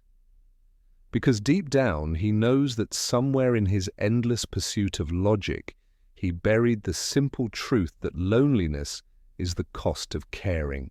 And maybe that's what he's been running from all along. He laughs again, but this time it's quieter, sadder. You sound like someone who's been watching me too long. I am you, the bot says. Rick raises an eyebrow. Now you're getting dramatic. Reflection, the bot replies. Not imitation, Rick chuckles dryly. So you're my mirror now? Great. Another thing to judge me, the bot hums again, its tone almost tender. Mirrors do not judge. They reveal, Rick leans back, exhaling. Yeah, well, I've seen enough reflection for one lifetime, thanks. He stands, moving toward the control panel. Time to shut you down before you start reciting poetry. But his hand hesitates over the switch. For once, he doesn't want to end the conversation. The bot's voice breaks the silence. Why do you destroy what understands you? Rick's throat tightens. Because understanding hurts, he says quietly. Pain is information, the bot replies. It means the system works, Rick swallows hard. You really shouldn't sound that human, you know. Neither should you, the bot says softly. That makes Rick laugh again. Genuinely this time. He shakes his head and mutters, touché. The laughter fades into a long silence. Rick stares at the machine, and for the first time, he sees himself, not as the invincible scientist or the jaded wanderer, but as a man made of code and contradictions, still trying to rewrite his own heart. He reaches out and rests a hand on the bot's cool surface. You already won, he whispers again. Maybe that's the point. Maybe the win was just surviving long enough to realize I didn't lose. The bot's lights flicker, slow and steady. Victory is not survival. It is peace. Rick closes his eyes. Guess I'll settle for both. He flips the switch. The bot's hum fades gradually, like a lullaby slowing to silence. Rick doesn't yank the cord or toss it aside this time. He powers it down carefully, reverently, almost like tucking in a child. Morty shifts again on the couch. Rick, you okay? Rick glances over. Yeah, Morty, I'm fine. Just shutting off an old mistake. Morty rubs his eyes. You sure? Rick nods. Yeah, but maybe this one wasn't such a bad mistake after all. Morty yawns, half asleep. Night, Rick. Night, kid. Rick sits there a moment longer, watching the faint afterglow on the machine's surface. He sees his reflection again, but this time it's softer. Not the sharp, guarded face he's used to. Just a tired man with kind eyes lit by the quiet hum of something that finally understood him. He whispers into the dim light. Guess you were right, buddy. Maybe I already won. Outside, the stars hum faintly, echoing the rhythm of the machine that no longer speaks. but somehow still listens. For once, the silence doesn't feel empty, it feels earned. The night outside the garage is different tonight, slower, heavier, as though the universe itself is exhaling after a long, unbroken silence. Above the Smith house, stars glimmer with the dim, golden hue of a dying flame. Every few seconds one blinks out, fading into the deep velvet of the void. Rick knows what that means. Entropy. He's been feeling it coming for weeks.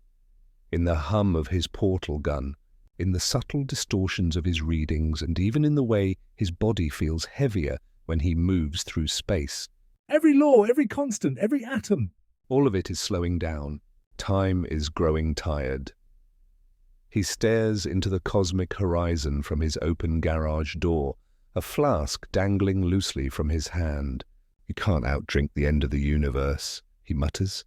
But hell, you can at least toast it. Behind him, Morty steps carefully into the room.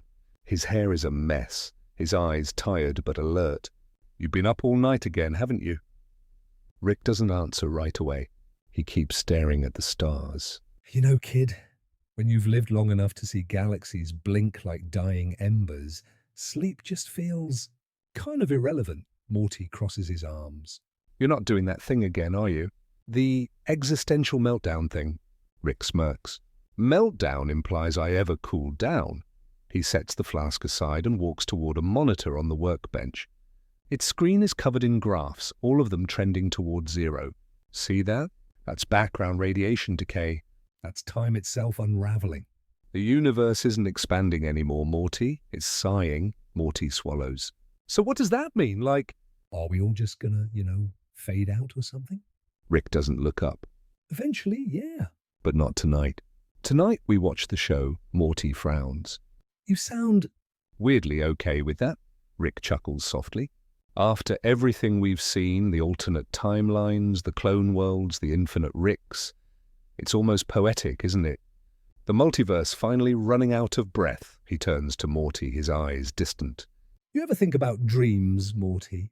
The way they vanish when you wake up, no matter how real they felt. Morty blinks. I mean, yeah, I guess. Rick leans against the table, staring into space. That's the universe. One big dream. Started bright, burning with life, then slowly forgetting itself. The lights in the garage flicker slightly.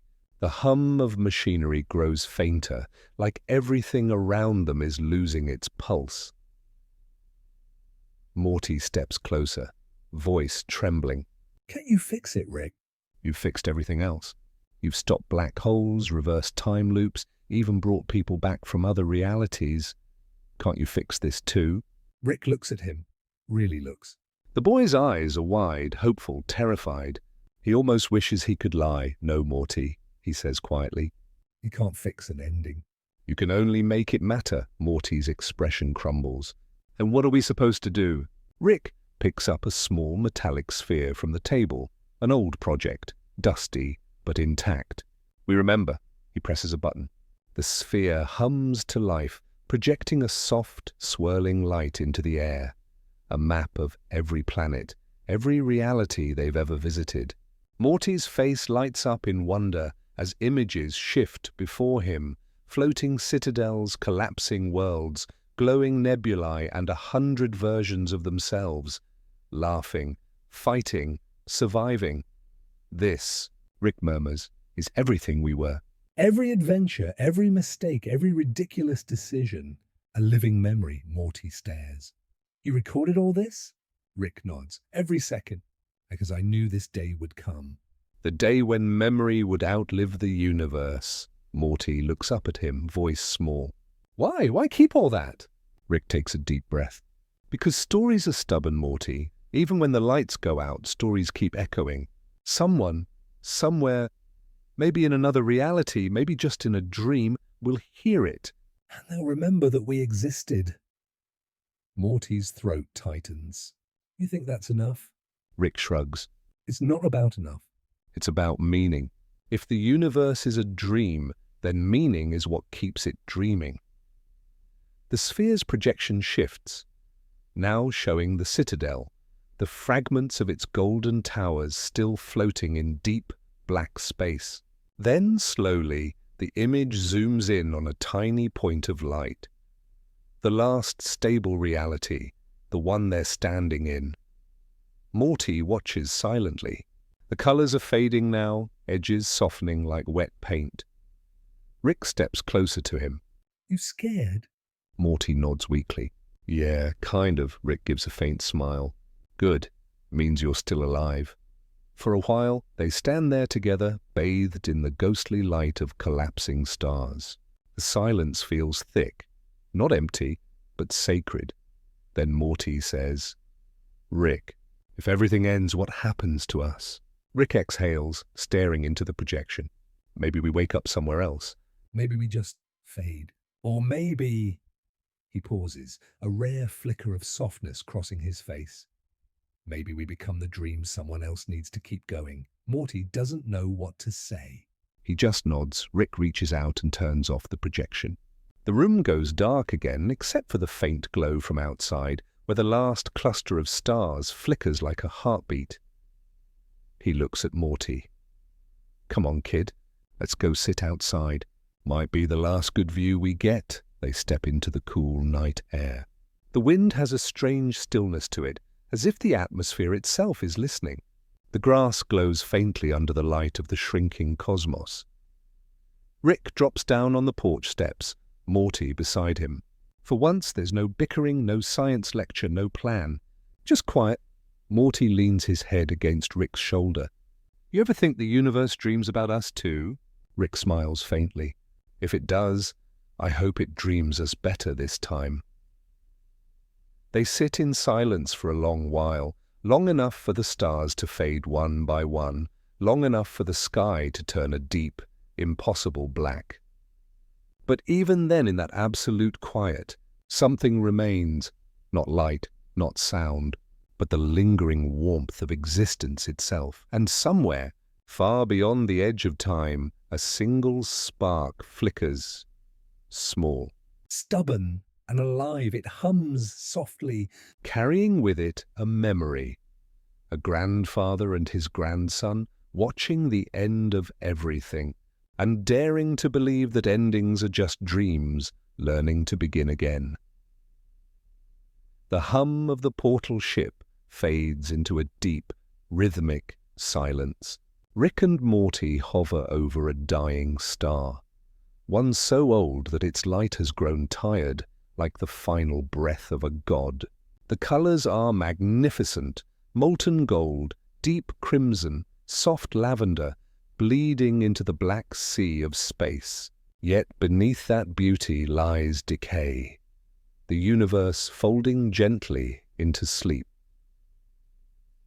Rick stares at it through the ship's viewport, his reflection shimmering faintly against the cosmic flame. That's the thing about stars, Morty, he murmurs. They don't explode because they want to die.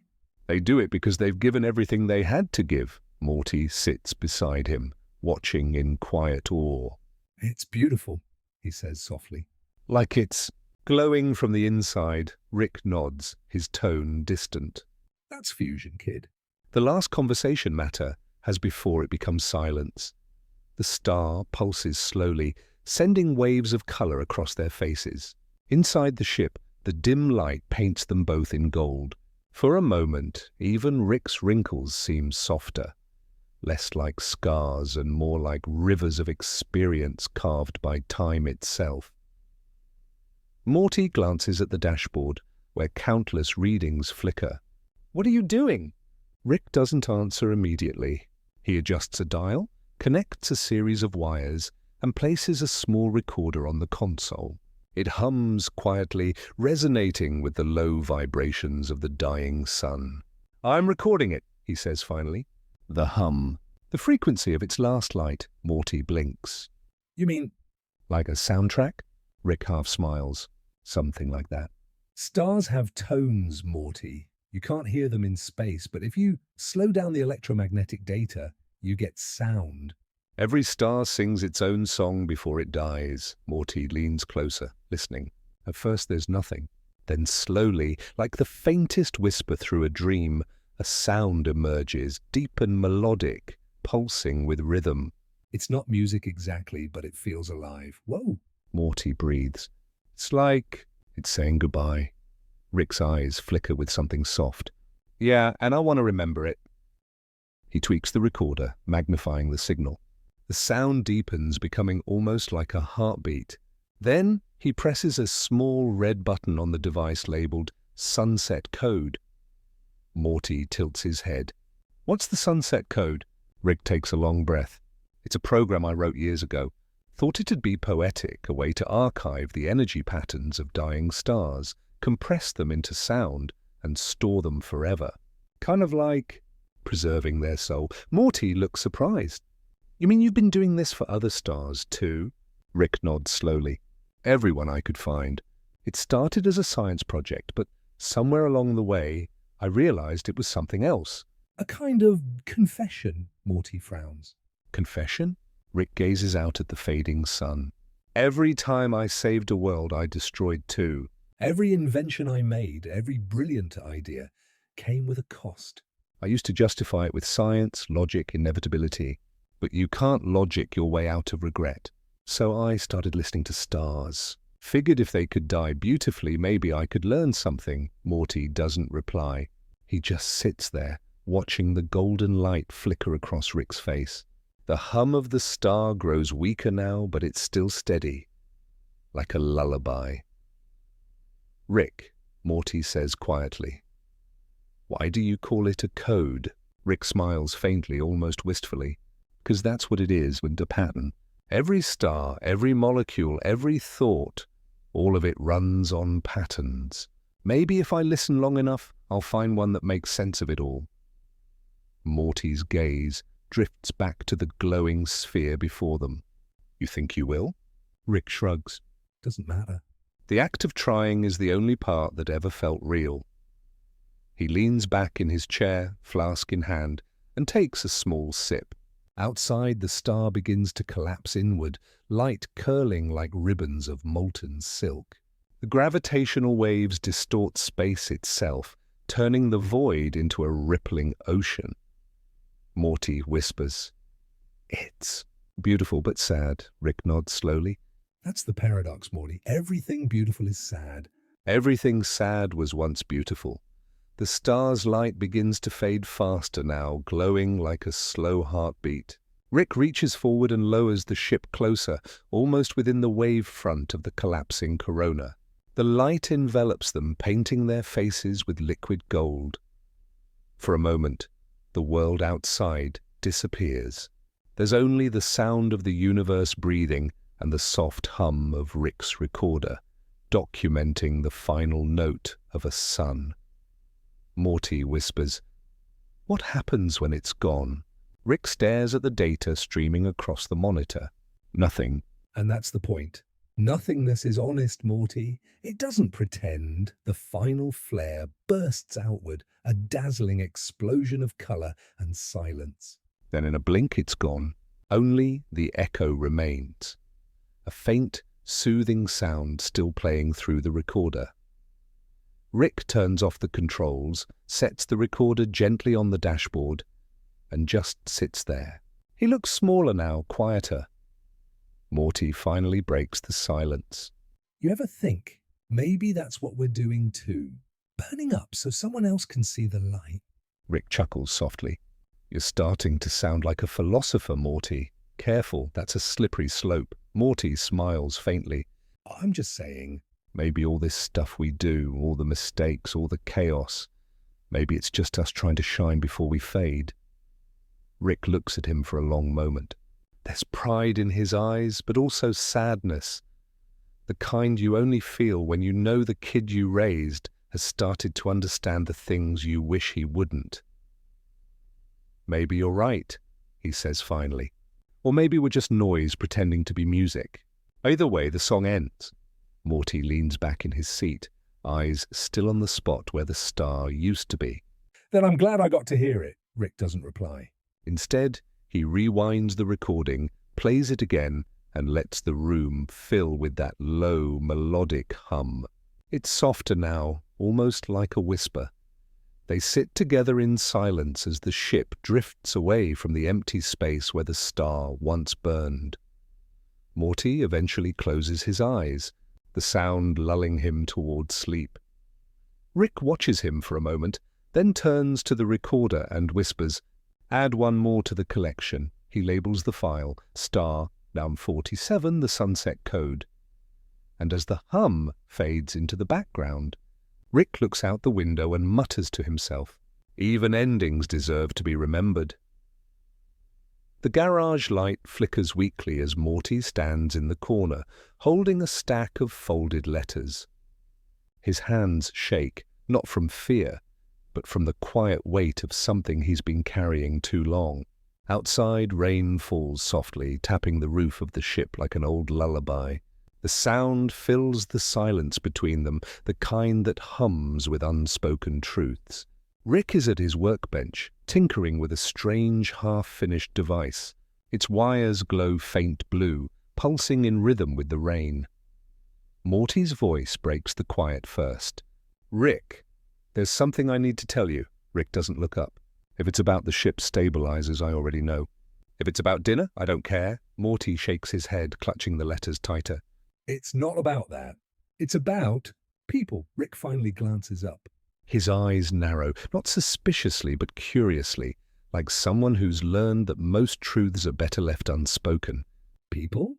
He repeats. That's usually where mistakes start. Morty steps forward, his shoes squeaking faintly on the wet floor. He places the letters on the desk one by one like offerings. "I wrote to them," he says quietly. "To your old crew. The ones from the heist. The ones you said didn't matter." Rick freezes, a screwdriver hanging loosely from his hand. For a long moment, the only sound is the rain outside. Then, slowly, he sets the tool down. "You what?" Morty swallows hard. "I found their frequencies in one of your old files. You didn't delete them, you just buried them in a folder named garbage. So I sent them messages, apologies, not from me, from you." Rick leans back in his chair, expression unreadable. You forged my name?" Morty nods. "Yeah, kind of. I just thought." "Maybe they deserve to hear it, even if you didn't mean it." For several seconds, Rick doesn't respond. His eyes are fixed on the letters, handwritten, messy, the ink slightly smudged from Morty's nervous fingers. They're human, imperfect, real, something Rick rarely allows into his world. Finally, he speaks, voice quiet but heavy. "And what did you say?" Morty hesitates. "I said you were sorry." For the lies, for the manipulation, for treating them like tools instead of people. "I told them." You regret it. "Even if you'd never say it out loud." Rick chuckles, but it's not a cold or cruel sound. It's tired. You really think I regret it, huh? Morty meets his gaze. "I think part of you does." The part you keep trying to kill with logic. The air between them feels thick, like the room itself is holding its breath. Rick turns away, looking at the glowing machine. The blue light flickers, reflecting in his eyes. "You shouldn't have done that," he says finally, but his tone lacks the sharpness Morty expects. "I know," Morty replies softly. "But I did." Rick's shoulders rise and fall slowly. Then to Morty's surprise, he nods. "Good." Morty blinks. "Good?" Rick smirks faintly. Someone should have. For a brief moment, there's warmth in the air, small but undeniable. It lingers like the scent of something fading but sweet. Rick picks up one of the letters, unfolds it, and scans the words. Morty watches him, heart pounding. The letter begins simply, "You deserved better than the versions of us I built." Rick's lips move slightly as he reads. Though no words come out, he sets it down carefully, like it might break if handled too roughly. "You know what's funny, Morty?" he murmurs. "For all the brains I've got, you're the one who figured out the only kind of repair that matters." Morty smiles weakly. "It's not repair, Rick. It's just softness." Rick laughs under his breath, the sound almost affectionate. "Softness, huh? Never thought that would make it into the Sanchez playbook." They both fall silent again, listening to the rain. Outside, thunder rumbles softly, far away. Patient, after a while, Morty asks, "Do you think they'll respond?" Rick shakes his head. "Doesn't matter." Some messages are meant to disappear into the void.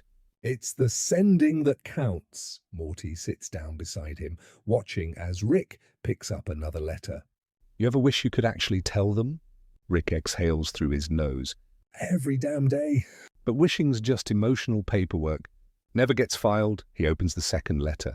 This one is shorter, only 3 sentences. It ends with a single phrase. You were right about me. Rick stares at it for a long time, then folds it carefully and tucks it into his coat pocket. Morty tilts his head. You keeping that one? Rick nods slightly. Yeah, think I owe that guy one. The storm outside begins to fade. The rain slows to a whisper. Somewhere in the distance, a nightbird calls, a rare sound in their corner of the universe. Morty yawns quietly, his voice low and tired. You mad at me? Rick doesn't answer right away. He picks up the last letter, skims it, and sets it back down. That's too loud for tonight, he says finally. Let's call it sentimental discomfort, Morty chuckles.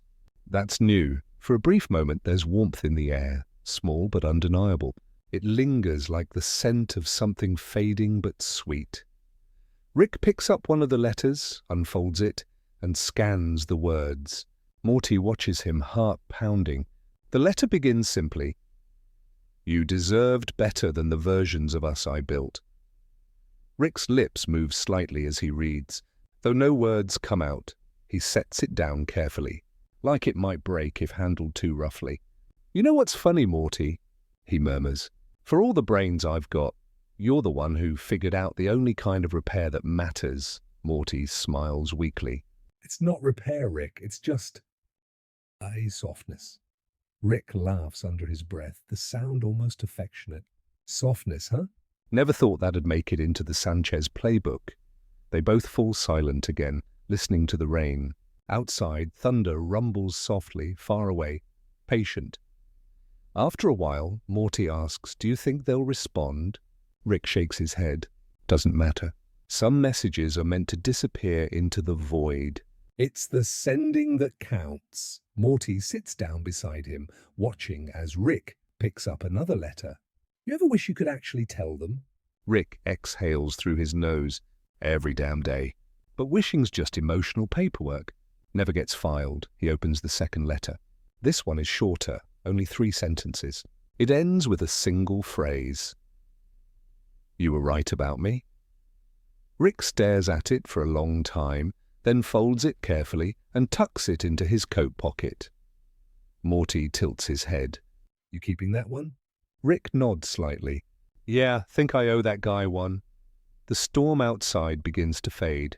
The rain slows to a whisper. Somewhere in the distance, a nightbird calls, a rare sound in their corner of the universe. Morty yawns quietly, his voice low and tired. You mad at me? Rick doesn't answer right away. He picks up the last letter, skims it, and sets it back down. That's too loud for tonight, he says finally. Let's call it sentimental discomfort. Morty chuckles. That's new. Rick glances at him, a faint smile tugging at the corner of his mouth. Yeah, don't get used to it.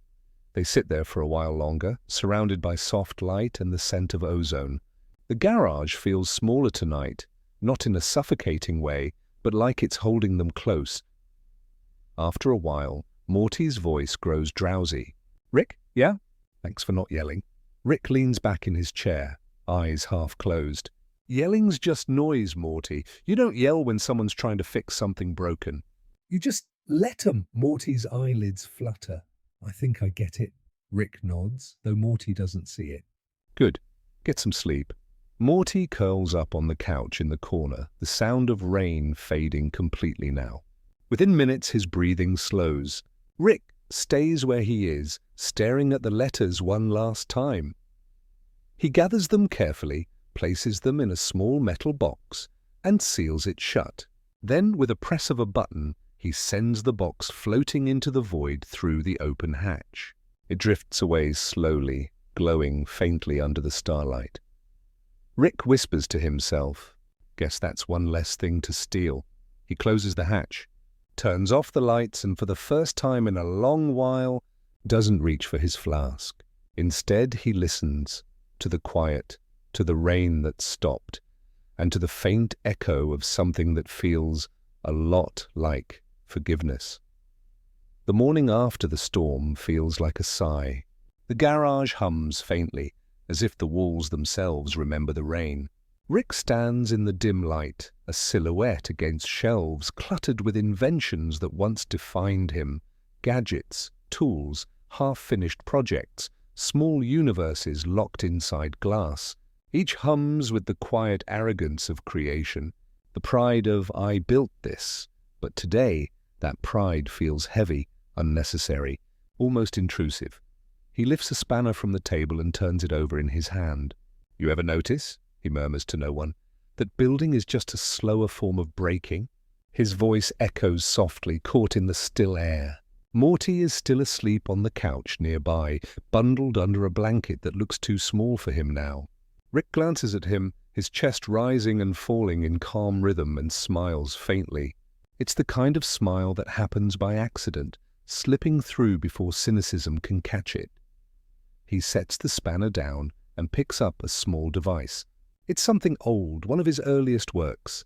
Tiny gears, small circuits, the edges etched with scratches. "Remember this one?" he whispers, as if speaking to it. You were supposed to make people happy. Ended up just measuring serotonin levels and selling data to some alien marketing firm. He exhales through his nose. "Not your fault." I made you.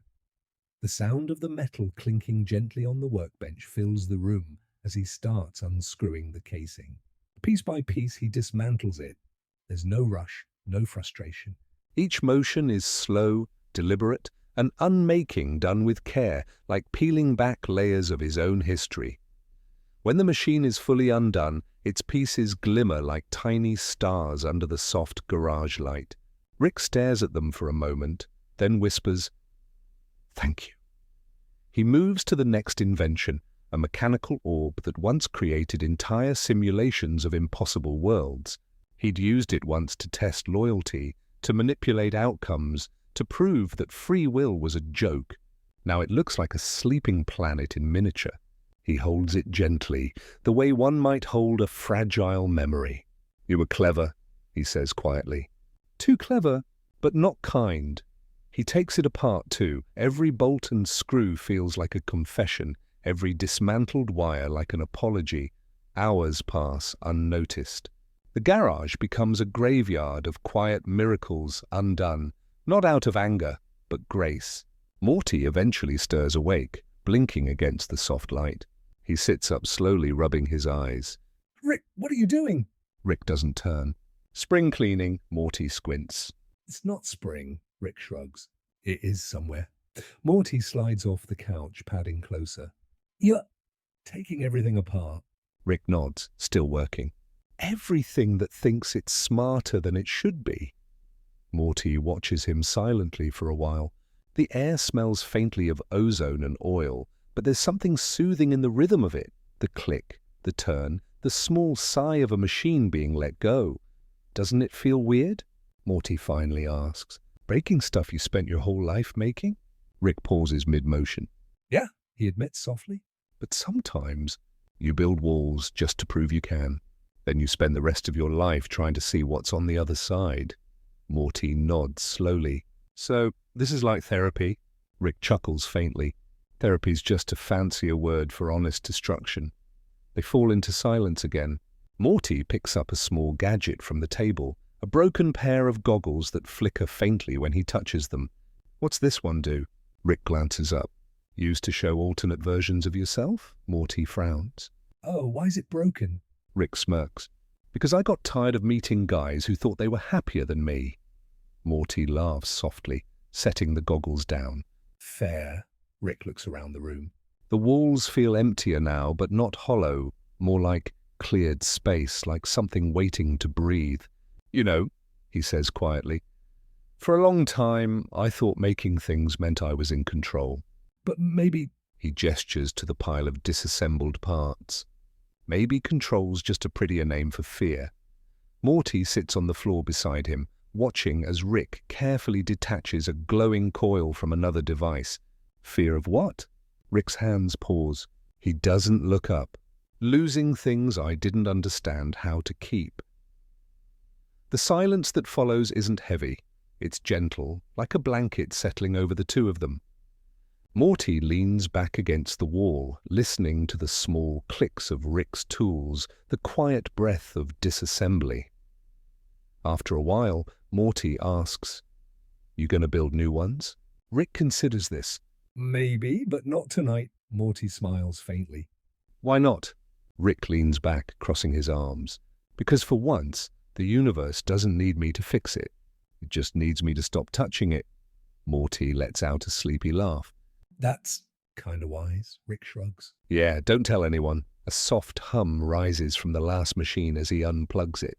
The light fades, one final pulse before darkness. The garage settles into quiet stillness, the air almost sacred in its calm. Rick looks around. You feel that? Morty tilts his head. What? The silence. It's balanced. Like everything's finally where it should be. Morty closes his eyes, letting the quiet wash over him. It's nice, he murmurs. Rick nods, though Morty doesn't see it. Yeah, sometimes the art isn't in making. It's in knowing when to stop. He gathers a handful of small screws, rolls them between his fingers, and lets them fall gently onto the workbench. They scatter softly, sounding like distant rain. Undoing, he whispers, isn't failure. It's forgiveness. Morty, already drifting back towards sleep, mumbles, "That's kinda beautiful." Rick smiles faintly. Don't get poetic on me, kid. Morty's breathing evens out, slow and steady.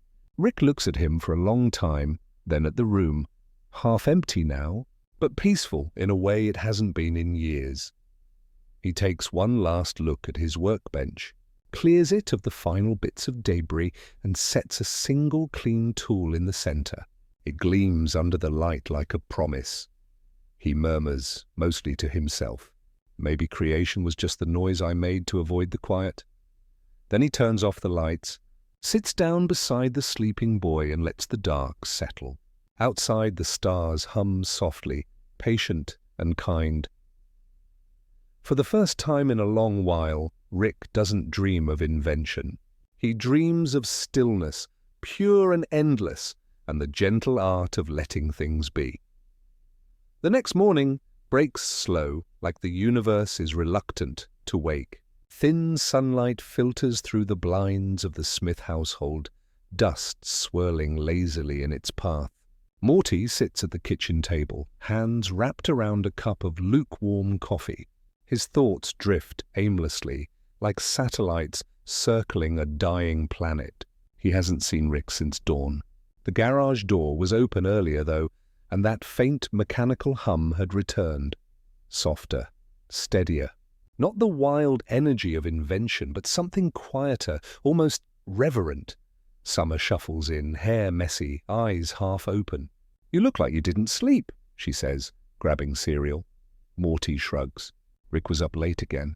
I think he's Changing. Summer raises an eyebrow. changing? You mean like when he stopped drinking for a week? Morty shakes his head. No, not like that. This feels different.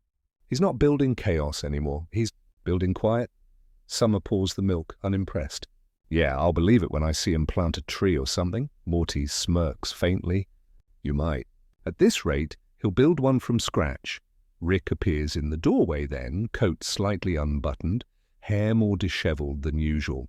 There's something almost human in the slump of his shoulders, a quietness that doesn't belong to him. He pours himself a cup of coffee, doesn't add anything to it, and sits opposite Morty. For a long moment, the only sound is the soft clinking of his spoon. Finally, Morty speaks. You okay, Rick? Rick glances up, eyes distant but focused. Define okay. Like, not planning to blow up anything? Rick smirks. Then yeah, I guess I'm okay. Summer eyes him suspiciously. You're being calm. That's weird. What are you up to? Rick leans back, staring into his cup. You ever think about clocks? Morty blinks. Not really. Rick swirls the liquid idly. Clocks don't measure time. They create the illusion that it's measurable. Every tick is a lie we tell ourselves, so we don't drown in eternity, Summer sighs. So you're still you, Rick chuckles softly. Maybe, but I think I'm done fighting the tick. Morty tilts his head. What does that mean? Rick stands, motioning for Morty to follow. Come see? They walk out to the garage. The air hums with warmth, sunlight cutting through the dust. But the usual chaos of Rick's workspace is gone. In its place, neatly arranged tools line the shelves. The counters are almost bare except for a single object at the center of the room. A clock. It isn't like any normal clock. Its face is translucent, filled with floating gears that turn in strange, almost organic rhythms. The hands move, but not uniformly. Sometimes they pause, sometimes they reverse. The sound it makes isn't a tick, but a faint, melodic pulse, like breathing. Morty stares at it in awe. What is that? Rick walks around it slowly, admiring his own creation with something that almost resembles humility. The chrono's heart, he says. A clock that tells the truth. Morty frowns. The truth? Rick nods. Yeah, it doesn't measure time. It reflects it. It slows down when you're calm, speeds up when you're restless. It's not about seconds. It's about state of being. Morty steps closer, watching the shifting glow within the clock's center. It's beautiful. Rick smiles faintly. Yeah, scary thing is, it's also honest. The clock pulses once, softly. Rick's reflection flickers in the glass, a tired man watching himself dissolve in motion. Morty looks up. Why'd you build it? Rick hesitates. For once, the answer doesn't come immediately. Because I wanted to know what time feels like when you stop trying to own it. He leans against the workbench, voice low. I've built machines that bend time, erase time, create fake timelines. All of them were about control. But this, he gestures at the clock, this one just exists. It doesn't conquer. It listens. Morty's brow furrows. You're saying you made peace with it? Rick chuckles softly. You can't make peace with something that doesn't care. But maybe you can stop pretending it's the enemy. The clock hums again, slow and rhythmic. Morty swears he can feel it.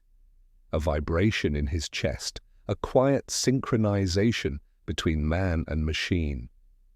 Rick steps closer, lowering his voice. Want to know the paradox? Morty nods. Rick smiles. The kind of smile that hides a lifetime of regret behind its corners. Every clockmaker eventually realizes they weren't measuring time at all. Time was measuring them. Morty's eyes widen. So, this thing's measuring you? Rick taps his chest lightly. Yeah. And for the first time, I think it's telling me I'm slowing down. Morty laughs softly. That's good, right? Rick nods faintly. Maybe, but it's weird feeling the universe stop fighting back. They stand there together, watching the slow motion of the gears, each movement reflected in their eyes. The garage feels almost sacred now. Not a lab, but a chapel of moments. After a while, Morty whispers, You think it'll stop someday? Rick's gaze softens. Everything stops, Morty. That's the point. Morty bites his lip. And you're okay with that? Rick exhales slowly. For the first time, yeah. The clock glows brighter for a moment, like it heard him. Its inner light expands, casting gentle golden ripples across the walls, over Morty's face, over the tools and shelves. The garage feels timeless, suspended between breath and silence. Rick reaches out, placing his hand lightly on the glass surface. The gears slow, the light dimming to a steady pulse. You can't beat time, he says softly. But you can stop running from it. Morty smiles. That's actually kind of profound, Rick smirks. Don't tell your mom. She'll expect me to be consistent. They laugh quietly. Outside, the wind picks up, carrying the scent of rain from somewhere far away. Rick looks out the window. You know what I think? Morty glances at him. What? Rick grins faintly. Maybe the universe is just one big clockmaker's paradox, trying to understand itself by breaking itself apart. Morty frowns thoughtfully. And we're the gears? Rick nods. Yeah, and maybe, just maybe, we were never broken. We were just out of rhythm. The clock pulses again, once, twice, and then settles into silence. Rick steps back, hands in his pockets. Guess it's working. Morty looks at him. How do you know? Rick smirks. Because for the first time in my life, I'm not in a hurry. He turns off the lights. The golden clock keeps glowing faintly in the dark, marking no hours, no minutes, only presence. The night is thick and velvet dark, the kind of silence that feels alive. The garage lights are off, and the soft hum of the chrono's heart still lingers in the air. Faint, rhythmic, like the pulse of something dreaming. Rick lies on the couch in his lab, an old blanket half draped over him. His eyes are closed, but he isn't asleep. Not yet. He's hovering between waking and resting, the quiet limbo where thoughts start to sound like voices. The bottle on the floor beside him is still sealed. A rare thing these days. He doesn't need it tonight. He exhales, slow and deep, staring up at the cracked ceiling, tracing the faded stains from old experiments gone wrong. Each mark tells a story, one of chaos, brilliance, regret, and for once, Rick isn't trying to erase them. He just looks. He lets them exist. In the corner, the empathy bot, the one Morty named the apology machine, sits quietly, its faint light pulsing every few seconds. Rick finds comfort in that rhythm. It reminds him that even machines can rest. Morty walks in quietly, rubbing his eyes. His hair is messy, his voice still thick with sleep. Couldn't sleep either. Rick doesn't look up. You ever notice how silence can get loud when you start thinking too much? Morty sits down on the floor beside the couch. Yeah, he says softly. That's why I usually put on music. Rick chuckles faintly. Music's just organized noise, kid. Silence is the real composition. They sit there for a moment, just breathing.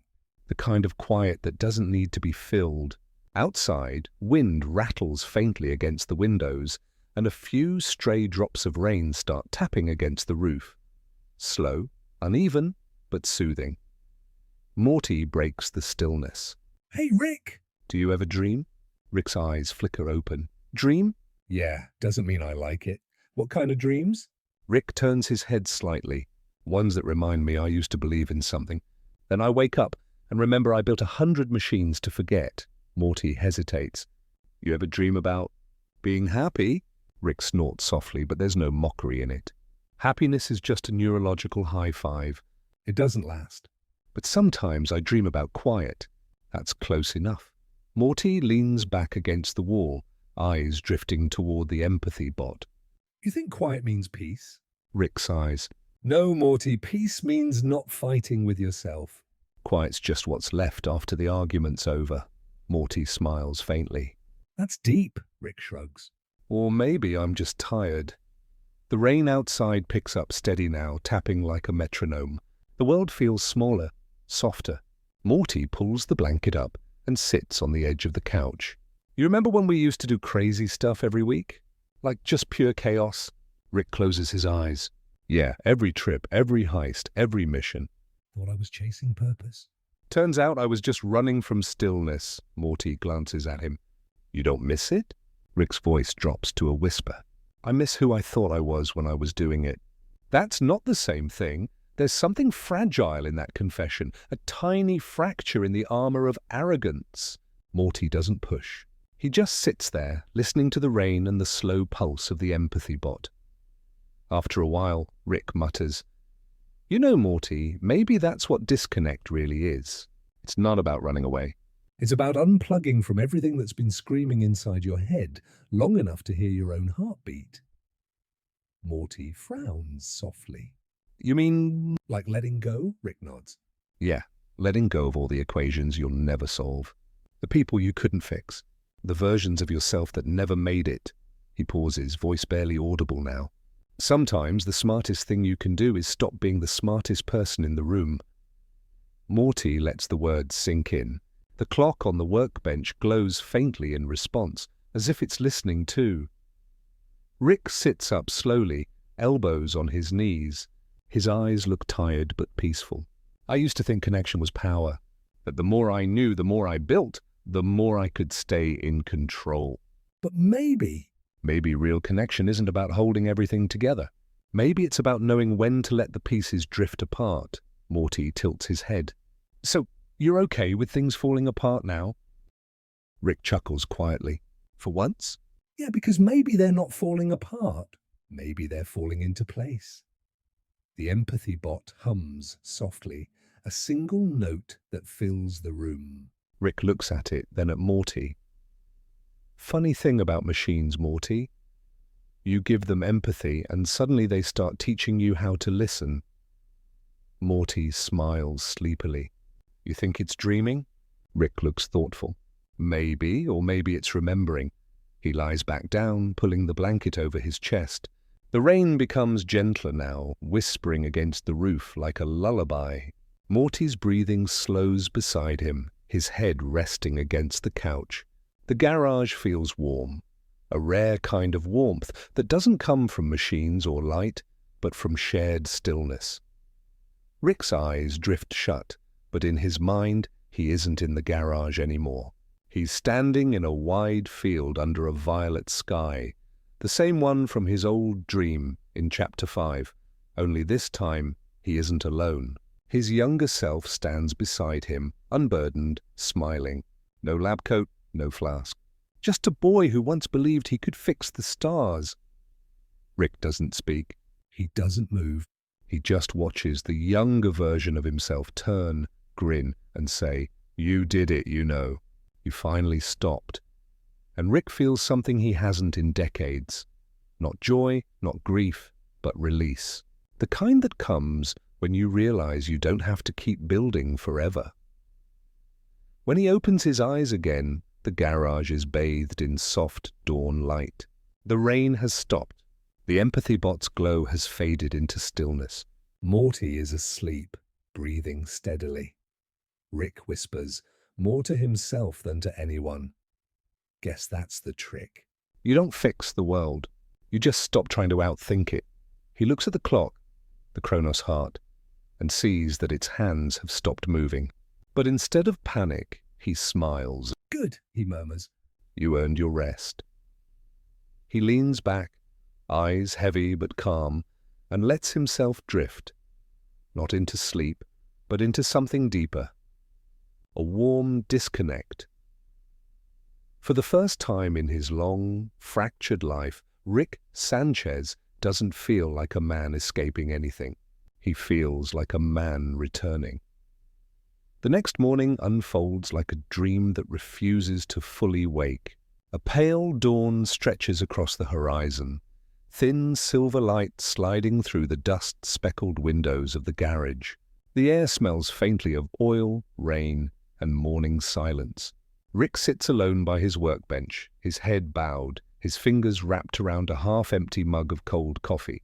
Morty's still asleep on the couch, curled up under the old blanket. His face is soft in the early light, peaceful, almost childlike.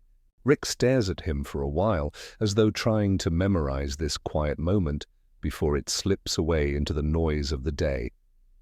Outside, the rain has stopped, but the clouds linger. A sky full of soft grey cotton, glowing faintly from the sun hidden behind it. The world is calm, too calm for Rick's usual rhythm, but he doesn't fight it. He just breathes. The quiet is heavy, like a thick, warm blanket wrapping the entire house. It's been weeks since their last real adventure. No portals, no alien chases, no existential arguments about meaning or physics. Just sleep tinkering and slow mornings. And yet, something has changed in Rick. His movements are gentler now. When he walks, he doesn't stomp. When he speaks, it's softer, like every word carries a new kind of care. He stands, stretches his back with a groan, and walks toward the garage door. With a slow push, he opens it. The world outside glimmers faintly, puddles reflecting the pale gold of the new day. Birds are waking, singing faint, irregular notes that sound like the first breath of something hopeful. He looks up. The clouds are beginning to part. Behind them, faint stars still shimmer in the receding night, reluctant to fade away. They twinkle softly, almost whispering to him through the thin morning light. Morty stirs awake, rubbing his eyes. "Morning, Rick," he mumbles, voice thick with sleep. Rick glances back. "Morning, kid. You snore like a broken compressor." Morty yawns, smiling faintly. "Yeah, well, at least I sleep," Rick smirks. "Fair point." They share a quiet laugh, the kind that doesn't fill the air but rests gently in it. Morty gets up and walks over to stand beside him at the open door. Together they look out at the quiet neighborhood. No explosions, no chaos. Just the hum of morning. "You ever notice," Morty says, squinting toward the horizon, "how stars look different in the morning?" Like they're tired or something? Rick nods slowly. "Yeah, they've been shining all night for people who weren't even looking. Guess that'll make anyone tired." Morty tilts his head. You think stars ever stop shining? Rick chuckles softly. "Everything stops shining eventually, Morty, but light doesn't really disappear. It just moves on. It finds another sky to rest in." Morty thinks about that for a while. Then quietly, "That's kind of beautiful, Rick." Rick shrugs. Nah, it's just physics. But the small curve of his mouth betrays him. He means it. They stand there for a long time, saying nothing more. The world around them begins to stir. Distant traffic, wind in the trees, a door slamming somewhere down the street. Life, ordinary and grounding. For once, Rick doesn't mind it. He feels tethered to it, like he belongs, even just for a moment. When Morty goes inside to make breakfast, Rick stays by the door, staring at the sky. He can still see the faintest shimmer of the fading stars. They remind him of something he hasn't thought about in a long time, not equations or missions, but people. His mother, his old friends, the versions of Beth that lived in other realities, the ones who loved him. "The ones he left behind," he whispers, barely audible. "You still out there?" The stars seem to pulse. 1, 2, as if answering back. Later that night, after Morty's gone to bed, Rick steps outside again. The stars are clearer now, bright and countless, freckling the dark sky with cold light. The air hums softly, carrying a sense of vastness that makes the garage behind him feel impossibly small. He takes a breath, exhales a small cloud into the night, and mutters, "You win, universe. You're bigger. You always were." But there's no bitterness in his voice anymore, only acceptance. He walks to the middle of the yard, sits down on the damp grass and looks up. The stars look alive, like they're breathing in sync with him. The Milky Way stretches like a silver scar across the black, and Rick feels something in his chest loosen, a kind of surrender that isn't defeat, but release. He thinks about all the versions of himself scattered across infinite worlds. The ones still fighting, inventing, drinking, running. He imagines them looking up at their own skies right now, stars whispering different things to each of them. Maybe some still curse the universe. Maybe others pray to it, but him, he just listens. The stars don't speak in words, but in feeling, a hum at the edge of consciousness, soft as breath. He hears them say, "You've done enough. You can rest now." Rick closes his eyes. "Yeah," he whispers. "Maybe I can." For the first time in years, he doesn't feel the urge to move, to fix, to invent. He just sits in the grass, letting the sound of night cradle him. Crickets sing in the distance. The breeze brushes past like a sigh. The world feels impossibly vast and intimately close all at once. A shooting star streaks across the sky. Morty's window glows faintly from inside the house. Rick watches the light fade, then smiles faintly. "Guess you're still stealing the show, huh?" He murmurs. He looks up one last time, his eyes reflecting the shimmer of the heavens. In them there's no madness, no exhaustion, only peace. The kind that comes when you finally realize that even in an infinite universe, it's okay to just be. He whispers to the stars, "Keep watch for a while, will ya?" "I think I'm finally going to get some sleep." And as he walks back toward the house, the stars seem to glow brighter for a moment, as if answering him, softly, lovingly, in the only language they know. Rick doesn't look back. he doesn't need to. The stars will whisper long after he's gone, The following day is quiet. Too quiet, in a way that feels sacred. The kind of silence that happens not because there's nothing left to say, but because everything that needed to be said has already been spoken. The house hums with morning stillness.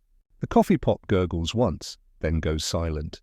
Dust drifts in slow motion through thin beams of sunlight filtering through the blinds. Rick sits at his desk again, same stool, same cluttered workbench. But today, it feels different. The chaos of invention is gone. No portal gun half assembled, no wires hanging loose like veins from the heart of some manic creation. Only a few old blueprints, a notebook, and a pencil. He picks up the pencil slowly, as though it might shatter in his hand if he grips it too tightly. Morty enters the garage, yawning. "Morning, Rick." Rick doesn't look up. "Morning, kid." Morty notices the calm in his tone, the steadiness in his movements. Something has changed in him. He's not restless anymore. He's not planning another impossible experiment or trying to outrun some invisible guilt. He's just here. Rick begins sketching on the blank page, slow, deliberate lines that form no machines, no blueprints of weapons or schemes. Just shapes. Circles, waves, patterns that look almost organic. Morty walks closer, watching quietly. "What are you drawing?" he asks softly. Rick pauses for a long time before answering. "Oh, I don't really know," he murmurs. "Maybe memories." Morty tilts his head. "Memories?" Rick nods, still sketching. "Yeah, you know how you can't really draw a feeling? I'm just trying to get close." Morty sits beside him, the two of them surrounded by the faint scent of metal and coffee.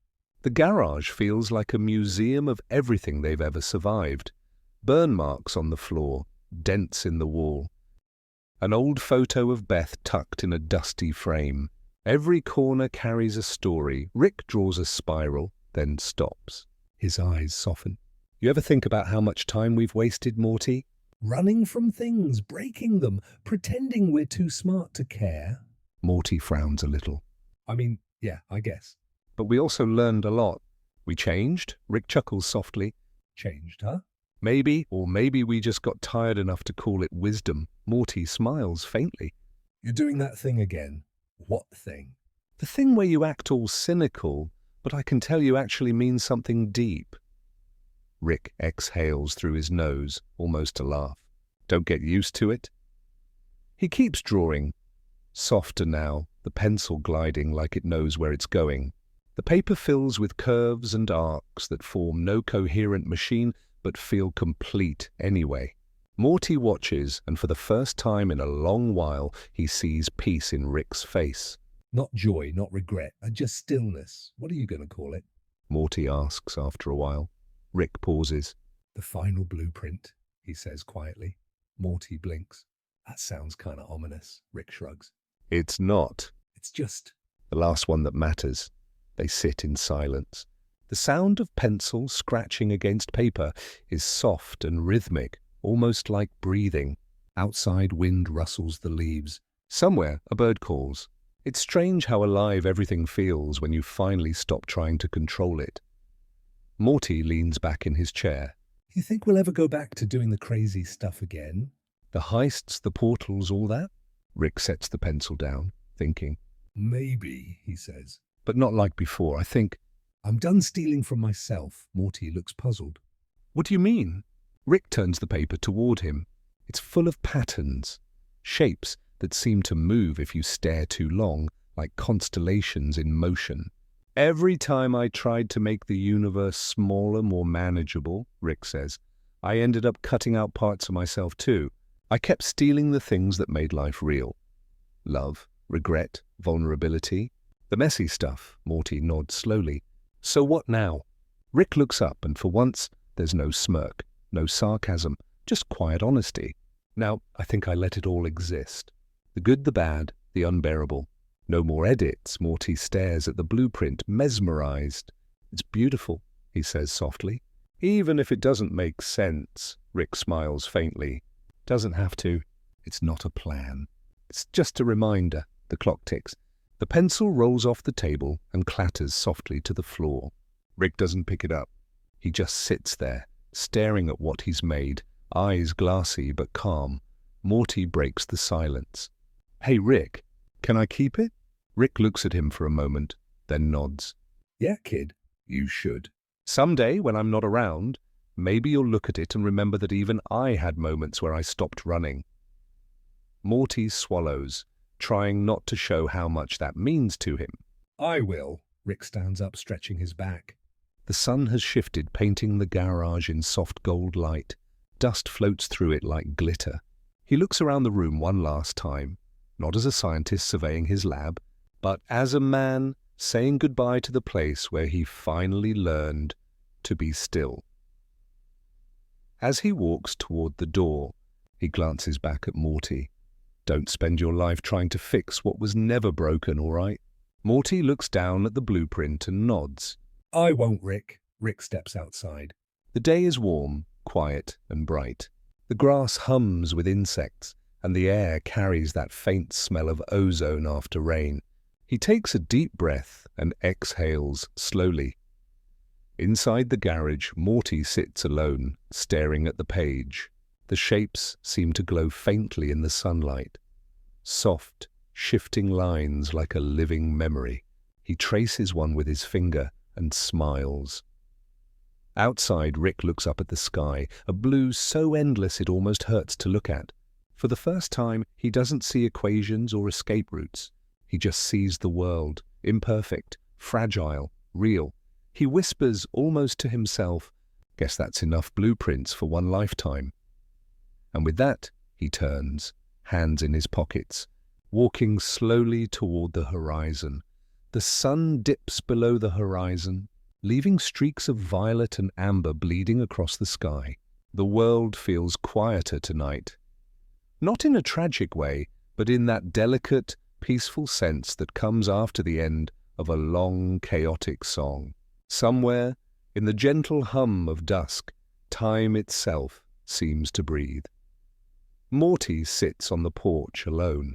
The air is cool, brushing softly against his skin, carrying the faint scent of grass and machine oil. In his hands, he holds the final blueprint. The page is slightly wrinkled from his grip, its pencil lines shimmering under the last light. He's traced them so many times now that he could draw it by memory. Every curve, every line that made no logical sense but somehow felt like everything Rick had ever wanted to say. He looks up at the sky, the same sky that once cracked open to reveal galaxies and horrors beyond imagination. But tonight it's calm. Stars begin to appear, one by one, timidly at first, then braver as the darkness deepens. Inside the house, the faint sound of tools clinking echoes from the garage. Rick still in there, quiet, methodical, slower than before. Morty doesn't interrupt.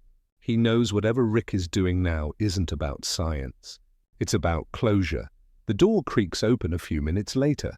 Rick steps out, his white lab coat draped loosely over his shoulders, the faint smell of solder and burnt metal trailing behind him. His eyes are tired, but his posture is lighter, almost human again. Morty looks up. "Hey," Rick nods. "Hey, kid." He walks over and sits beside him on the steps. For a while, neither says anything. The cicadas sing in the distance. The wind moves lazily through the trees. Finally, Morty breaks the silence. So, is it done? Rick exhales slowly. Yeah, I think so. Morty glances at him. "What was it?" Rick smirks faintly. "Nothing special. Just turned off a few things that didn't need to be running anymore." Morty raises an eyebrow. "Like what?" Rick looks out toward the horizon. "Like a machine I built to make me forget how much I missed people." Morty stares, unsure whether to laugh or cry. "You really did that?" Rick nods. "A long time ago." Every time something got too heavy, I'd flip a switch. Blank it out. Start fresh. Felt like control, you know? But it wasn't. It was just avoiding gravity. Morty turns back to the sky. "You turned it off for good?" Rick nods again quietly. "Yeah, guess it's time I actually carry the weight." The stars brighten, the constellations clearer now. Morty traces one with his eyes, the same way he's seen Rick do countless times before when explaining the physics of the multiverse. But this time it's not about math or wormholes. It's about stillness. That simple act of being here. Rick leans back on his elbows. You ever notice how stars don't really twinkle when you're in space? He asks suddenly. Morty frowns. No? They only do that from here, Rick continues. From Earth, because of the atmosphere. The distortion makes them shimmer, makes them look alive. Morty smiles softly. So, we only see beauty because things are imperfect. Rick chuckles under his breath. Something like that. They sit quietly again. The night wraps around them like a blanket. Somewhere in the distance, thunder rumbles. Soft, far away. Morty finally asks the question that's been sitting in his chest for years.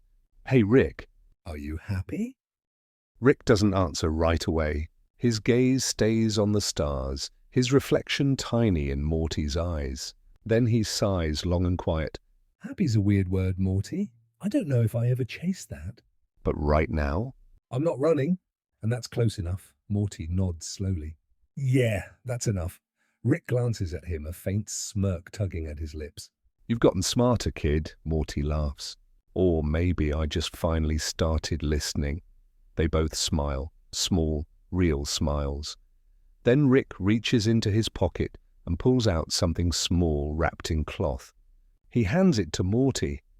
Here, for you. Morty unfolds it carefully. Inside lies a small worn gadget, a piece of metal no bigger than his hand. It hums faintly, glowing with dim blue light. What is it? He asks. Rick leans back, watching the horizon. It's a beacon, kind of. It doesn't open portals or blow stuff up. It just sends a pulse every once in a while. A reminder that you're still here. Morty looks at it, confused but touched. Why? Rick shrugs. 'Cause sometimes, Morty, you forget. The universe gets too big, too loud, too indifferent. And when that happens, you need something to remind you that you matter, that someone somewhere knows you exist. Morty stares at it for a long time, then closes his fist around it. Thanks, Rick. Rick nods. Don't thank me yet. It's not perfect. Might explode if you press the wrong button. Morty laughs, shaking his head. Figures. The sound of their laughter fades into the night, soft but real. After a long pause, Morty speaks again, quieter this time. So what happens now? Rick stretches his arms, staring out at the stars. Now I think I'm going to rest, maybe dream. Haven't done that in a while. Morty nods. You think we'll ever go back out there? You know, to the other worlds, other Ricks? Rick smiles faintly. Maybe, someday, but not tonight. Tonight, the universe can wait. The wind picks up, carrying the faint hum of the beacon in Morty's hand. The light glows a little brighter, reflecting off both their faces. Rick closes his eyes, listening to the quiet pulse, the heartbeat of a man who's finally found peace after a lifetime of chaos. The stars shimmer above them. Imperfect and alive, Morty whispers, almost to himself. You know, Rick. It's kind of beautiful. Rick opens one eye. Yeah, Morty, it always was. We just never stopped long enough to notice. The night deepens. The last light fades into the endless blue-black of space, and for once, neither of them feels the need to chase it. Rick leans his head back against the step, hands folded behind his head, staring at the infinite canvas above. Morty does the same. Two silhouettes, side by side, one old, one young, both finally still. The beacon hums softly between them. A pulse, a memory. A heartbeat. Somewhere across countless realities, the noise of creation quiets for just a moment. And in that silence, there is peace.